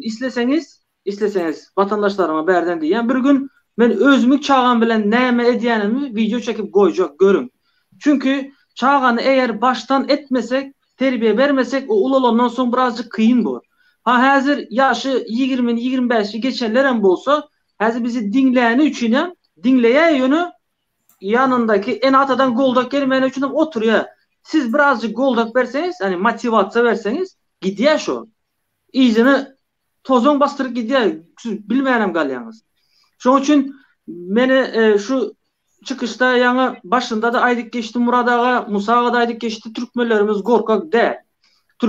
Türkmen hiç haçanam gorkak bolmadı. Yurdun dışında da şu özünün batırlığını görkezlerler. Hani men Türkmen diyen gözü belli diyerler. Maşinine herkili zatlarını koyup, halılarını koyup şu özünü belli edecek bolya. Ne için Türkmendir o. Korkak değil. Yani bizi hükümetimiz şehitti yani. Bizi birazcık gözümüzün korkusunu aldı, yüreğimizin korkusunu aldı. Birazcık Allah'tan uzak ayıranı için şu yağdaylara düştü.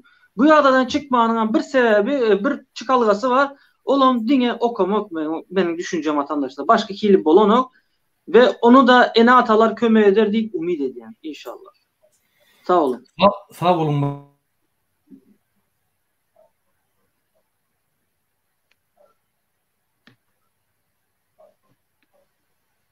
Murad'ın nemeti linyası. Inni bu zaten aydı ver. Kıyısa cevap vereli. Aha. Sesim dondu yani Murad. Yani hormatly vatandaşlar, bunu aýtjak bolsak, ýanky ýöne aýdyp oturmaly. Sebäbi Türkmenistanyň problemleri gaty köp. O diňe intelligensiýa degişler, diňe siýasat degişler, sosial problemler, ykdysat problemler, adamçylyk, depressiýolar, hemme zat ýykyldy Türkmenistanda. Ýykylmadyk zat galmady. Ýykylmadyk zat Berdi Muhammed we onuň garnaşlary. Galanlar şu bir zat bar bolsa ýykyldy. Ine şu közden galyp şu Türkmen halky. Ine Murat Ferdin. Sizden kim oglanlar? Sizden artyk oglanlar. Näçipsi çykyş edemiz ok. Näçipsi öz çağlaryňyz bilen ýanky öseňiz ok. Näçip töhmet kanallary bar ýaňa, näçip olar dinleýäňiz, näçip wagtyňyzy ýetirýäňiz. Men Akbel Tapara bilen köp gürleşýän.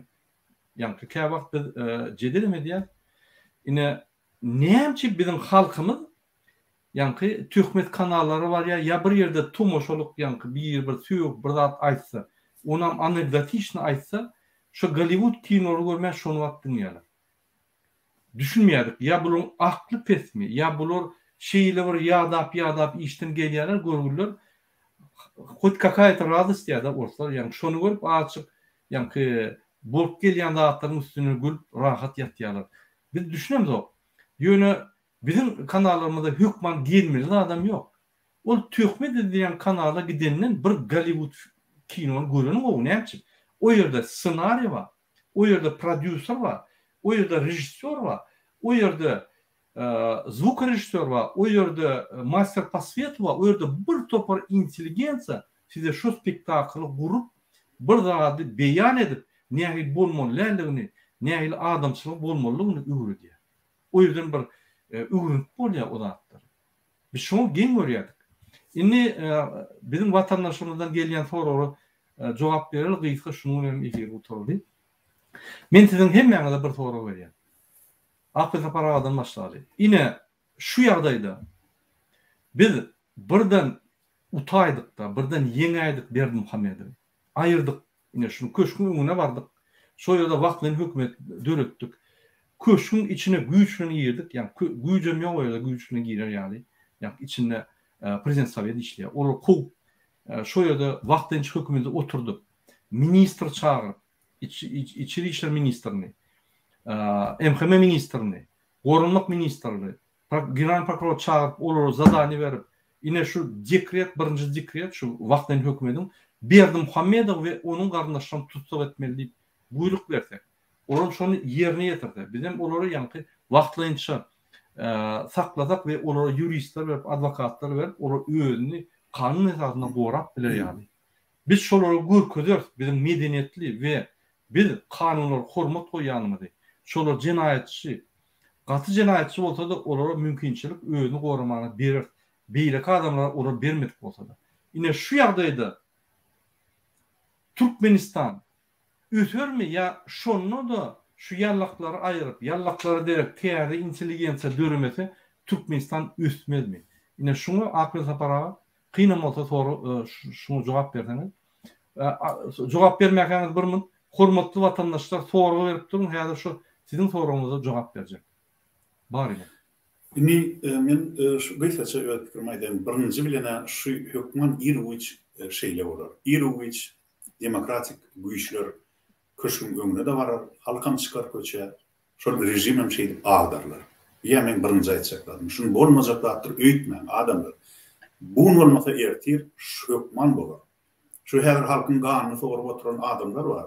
Berdi Muhammedow, şu Maşgalaty, Hramow, Jadan, hem şu yaranjan mikir nimeler, häkimler, ministrler, ornatar ministrler, şolong hemmeti hökman suwdyň öňüne kelýän aňyşlap jogap bermeli olarlar. Ýa birinji aýtjaklarym. Ikinciden, egerde halk öz güýçini duyup demokratik opozisiýany gollap rejim agdarsak bile şondan soň nähili alyp barmaly siýasaty. Bu meselede biz özümüz şonu asmana seredip näçek diýip bir täze bir kenide çelini görülmedik bir usul tapjak bolmaly. Bu ýagdaýyň içinden köp ýurtlar geçti. Gaty köp ýurtlar geçti.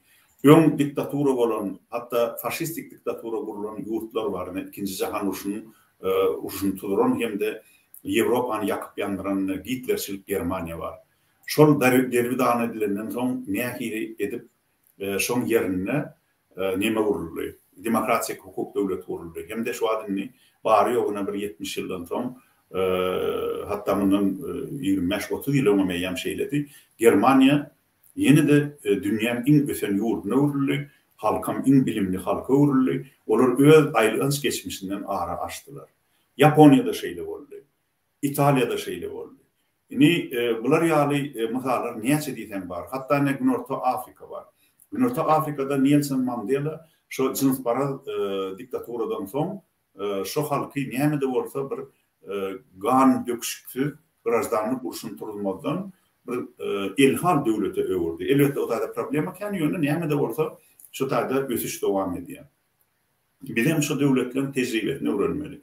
Umuman türkmenler hiç bir zatda hamana öýleri hemme dünýäň ilkinji halk ýaly, ilkinji döwlet ýarap bolup hareket etmeliler. Öýünden öňkülün tejribesini öwrenmeli. Ana şonu hemme wagt utup bolar, hemme resurslarymyzy aýap biler, hemme adam janyny aýar.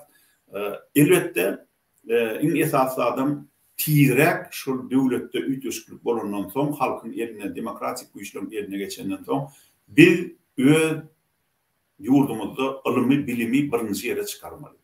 Egerde şu ılym bilim berilmese ýaş nesli onu döwlet ýyl-ýyldan oturup çöküp ýylagalýar. Emma şu ýaşlara sen okumaga, bilim almaga hemde tiz nemen ýurdun gerekli nimelerine rıçaklarını el almağa yol açtan şonu döwlet ýurt ösýär. Ine etmeli zatlar. Başka da elbette onu gelecekte yine gurrum ederse onu nähili birinji nowatda nähili wezipeler ýerine ýetirmeli, ikinji nowatda nähili işler etmeli, üçüncü nowatda şu zatlar hakynda gelecekte has çekmejik gurlap bolur, aýdyp bolur. Ýöne häzirlikçe aýtşamyz şu. Ine şu arada bizim üniversitede şu wagt okuýjylarymyzyň arasynda Timur Serker'de diýip bizim nimelerinde käwat gatnaşýan ýerleşmede ýazdy. Halka bilim vermeli. Doğru şu. Şonun aşağı. Akıl apana tawunu. Ine bizim gepleşimiň soňuna şu Blitztour diýär. Blitztour bolanda ol şahmatdan alınan söz. Şahmatda ýa-ni gatçat ýagdaýda güçlü oýnalýar. Şu ýaly gatçat ýagdaýda biz jogap bermeli. Ideýany köpüstürmen, gıysa çok cevap vermeli. Şoň üçin gayrat edin, şu wagtdy çekmeň. Ine bir soru var. Musa sana.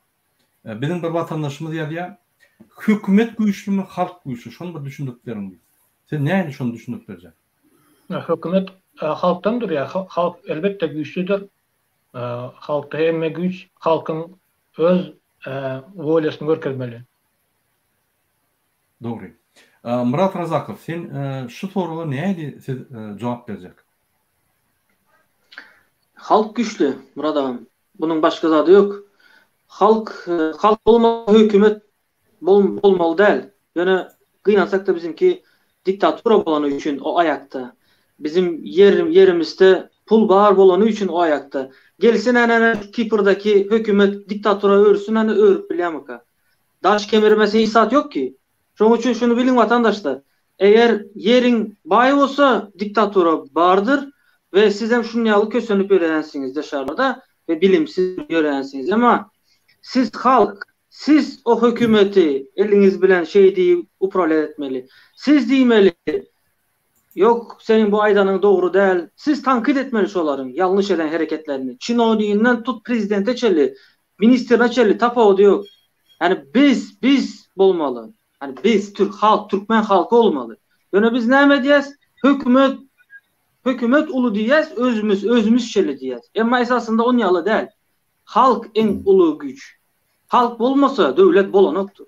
Şonu bilin vatandaşlar. Ve inşallah hemmemiz hem jemleşeriz ve cevizleşersem. İnşallah. Gaty dogry aýdýaňyz, menem iki söz goşaýyn, neterdim. Bir öňüzde derýa bar. Ulu derýa. Kaspy derýasyny halşynda.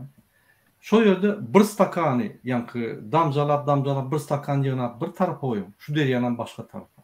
Ine şu derýa halk. Bir stakanam ine şu hökümet. Şu bir stakan köpmi ýa şu derýa köpmi? Şu bir stakanyň akyny köp güýçlü bolarmy ýa şu derýaň akyny güýçlü bolar? Ol bir görünüp duranda. Siz egerde hökümetiň ýol bir tarafa goýsaňyz, müňe ýetmez. Bu tarafa da ýa-ni 3-4 milyon halk goýsaňyz, onuň özüň serden, şonuň güýçi köpmi ýa şonuň güýçi köp? Şonuň güýçi näme köp dälse agdy berler. Ine esasy Berdimuhammedowyň rejiminiň maksady bizi garyp etmek, aç etmek we agdy etmeliler. Öýtmeli. Maral taýdan, mal haddy taýdan bizi, harmat taýdan bizi ýa-ni pes etmeli. Bir-birimize ananman, bir-birimiz üçin, çörek üçin gyrlyşyp, ölüşüp, o çyklarda bir-birimiz bir bıçaklar yani. Ne şonu diye. Bizin şonu tiyade devlete topar size maslahat veriyor. Nuwotlarda durýanyz mı? Siyasaty guruluşy. Onu nuwotlar aýrar gorkup. Bir bıçaklama gaýtyp siyasaty guruluşyp şo ýerde agzybir bolup başlan. Nuwotlar ýatyrar şu. Çörüklerin üçüne eder. Şular bir ýerde üşämedin. Ine şu ýaly görüşmeli. Halk bilen görüşmek gaty kyn. Halkyň akly gaty güýçlü. Şoň üçin ulun. Halktan çykýan köp şorta sözler, köp akıllı maslahatlar gelýär bize. Sizden öwrenýär. Bizden bir ülkeşik akıllı zat değil. Sizden öwrenýär. Şoň üçin halk bolup hareket etmelimi? Her birimiz öz-özüňizi intilgen tökmünde duýun we görüşün. Akıza para. Siz şu mesele boýunça näme diýiljekdiňiz? Men diýjek adam şu adamın ha bizim 4 san türkmen bolup oturýarsyň. 4 san iller. Biz arkaýyn pikir alýşýar. Gelin gadarly illeşler, boşulun bize. Biz müňgerçe bolup pikir alýşaly. Bizim kanalymyza gelmeseňizem özüňiz kanal açynda, at berinde sizem öz illeşlerimiz bilen şeýle pikir alýşyň. Birek-birege muzawat atmaň. Eger adam bir zatdan gorkmaly bolsa, kimdir birine tökmet atmaktan gorkmalydyr. Atmaň bir-biriňize tökmet. Bir-biriňizi ýok zatlarda günälemäň, aýyplamaň. Sizin aranızda emelkeşlik bilen atılan bir şoňar tökmetleri kimdir birine manamy, Muradamy, Murad Razakowamy, ya Musamy, ya başga birine şonu alyp götürmän, şonu gaýtalamaň. Eger de kelläňiz ýerinde bolsa, totuş ýaly kimdir biriniň agdyňda maksatly, matlaply salyp beren aýyplamalaryny gaýtalamaň adamlar. Sizin öz aýaňyzdan paltany urduňyz bolýar. Siz onuň deregine bir-biriňizden gürleşin, birek bilen araňyzda onam döresin.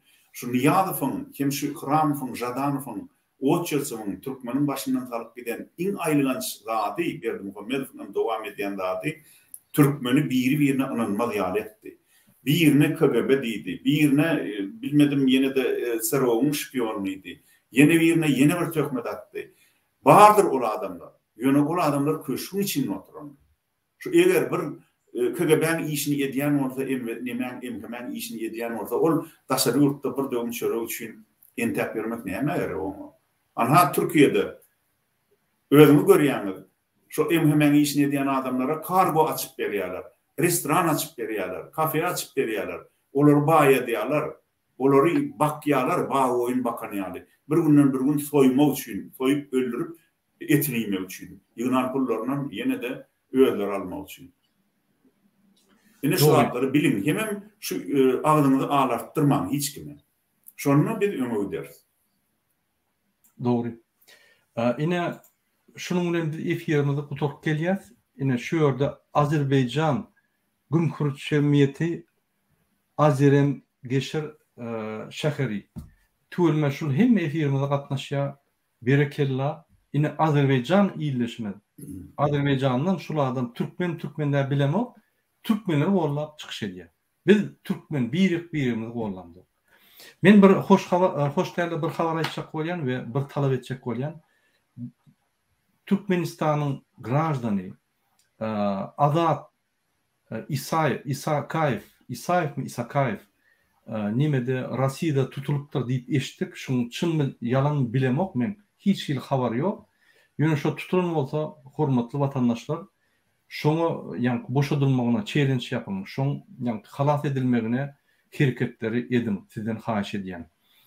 Biz Azat Isakayewyň azatlygyny talap edýär. Hormatly watandaşlar, şunun bilen biz gysgaça efirimizi gutarýar. Ine men şu efire gelen mihmanlara güldönýän her kim 10 sekunddan geçmen gayret edip öz arzularyňyzy, öz maslahatyňyzy, öz pikirleriňizi gysgaça jemläp aýtsaňyz hoşal bolardy. Murad Razakow sizden başlaýar. Sağ olun Murad ağa, sağ olun efirdeki Akbel Sapar Musa ağa ve bizi tomoşa edýän Türkmen halkyn. Hemmenizden Allah razı olsun ki bize şu goldak berýäňiz. Bizi dinleýäňiz, wagtyňyzy aýraýaňyz. Ve iň esasy da cemleşip var ya Asya boşluğundan. Hani yanı koyulan yazı var ya, dama dama derya bulur deyip yazıptır. Bizim şu Azerbaycanlı vatandaşımız. Şeyle de nesip edeninden bizim dama dama köpeleriz inşallah. Hemmenize can sağlık. Yine başka efirlerde görüşecek. Sağ olun. Sağ olun Murat. İndi sözü Musa vereyim. Musa. Şu tema boyunca gatı produktiv oldu şonu gepleşikler köp geçirme isteyen inteligensiyanın akıl separağı bilen ve belki представительler bilen şeyle tizden gepleşik geçirmeli. Bu gepleşiğin tesiri ulu halkın arasında şu gepleşik öz devam ediyor. Bu taramdan sonra öz ara gepleşik geçiyorlar ve halkı uyandırmaya kömek ediyor.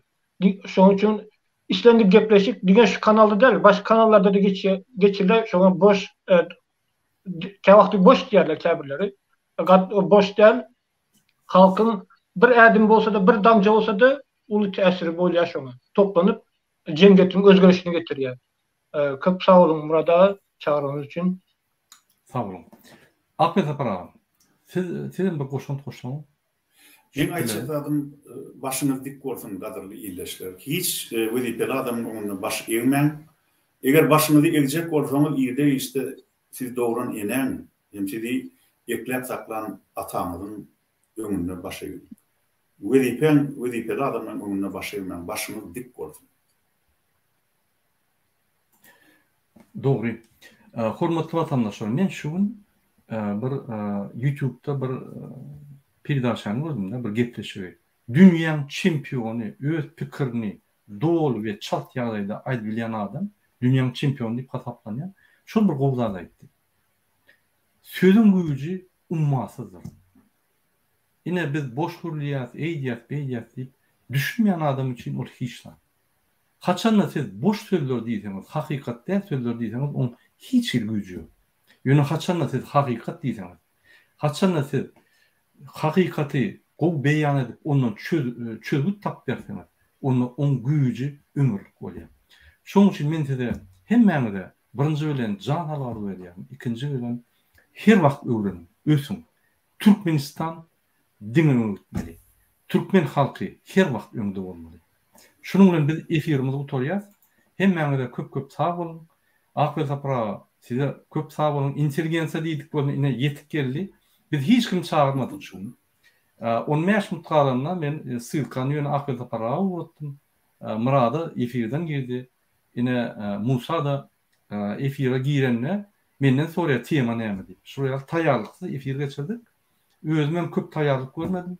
Ýöne bir temany alıp şoň üstüne bir gepleşip geçirip şonu ýa-da üstürdük.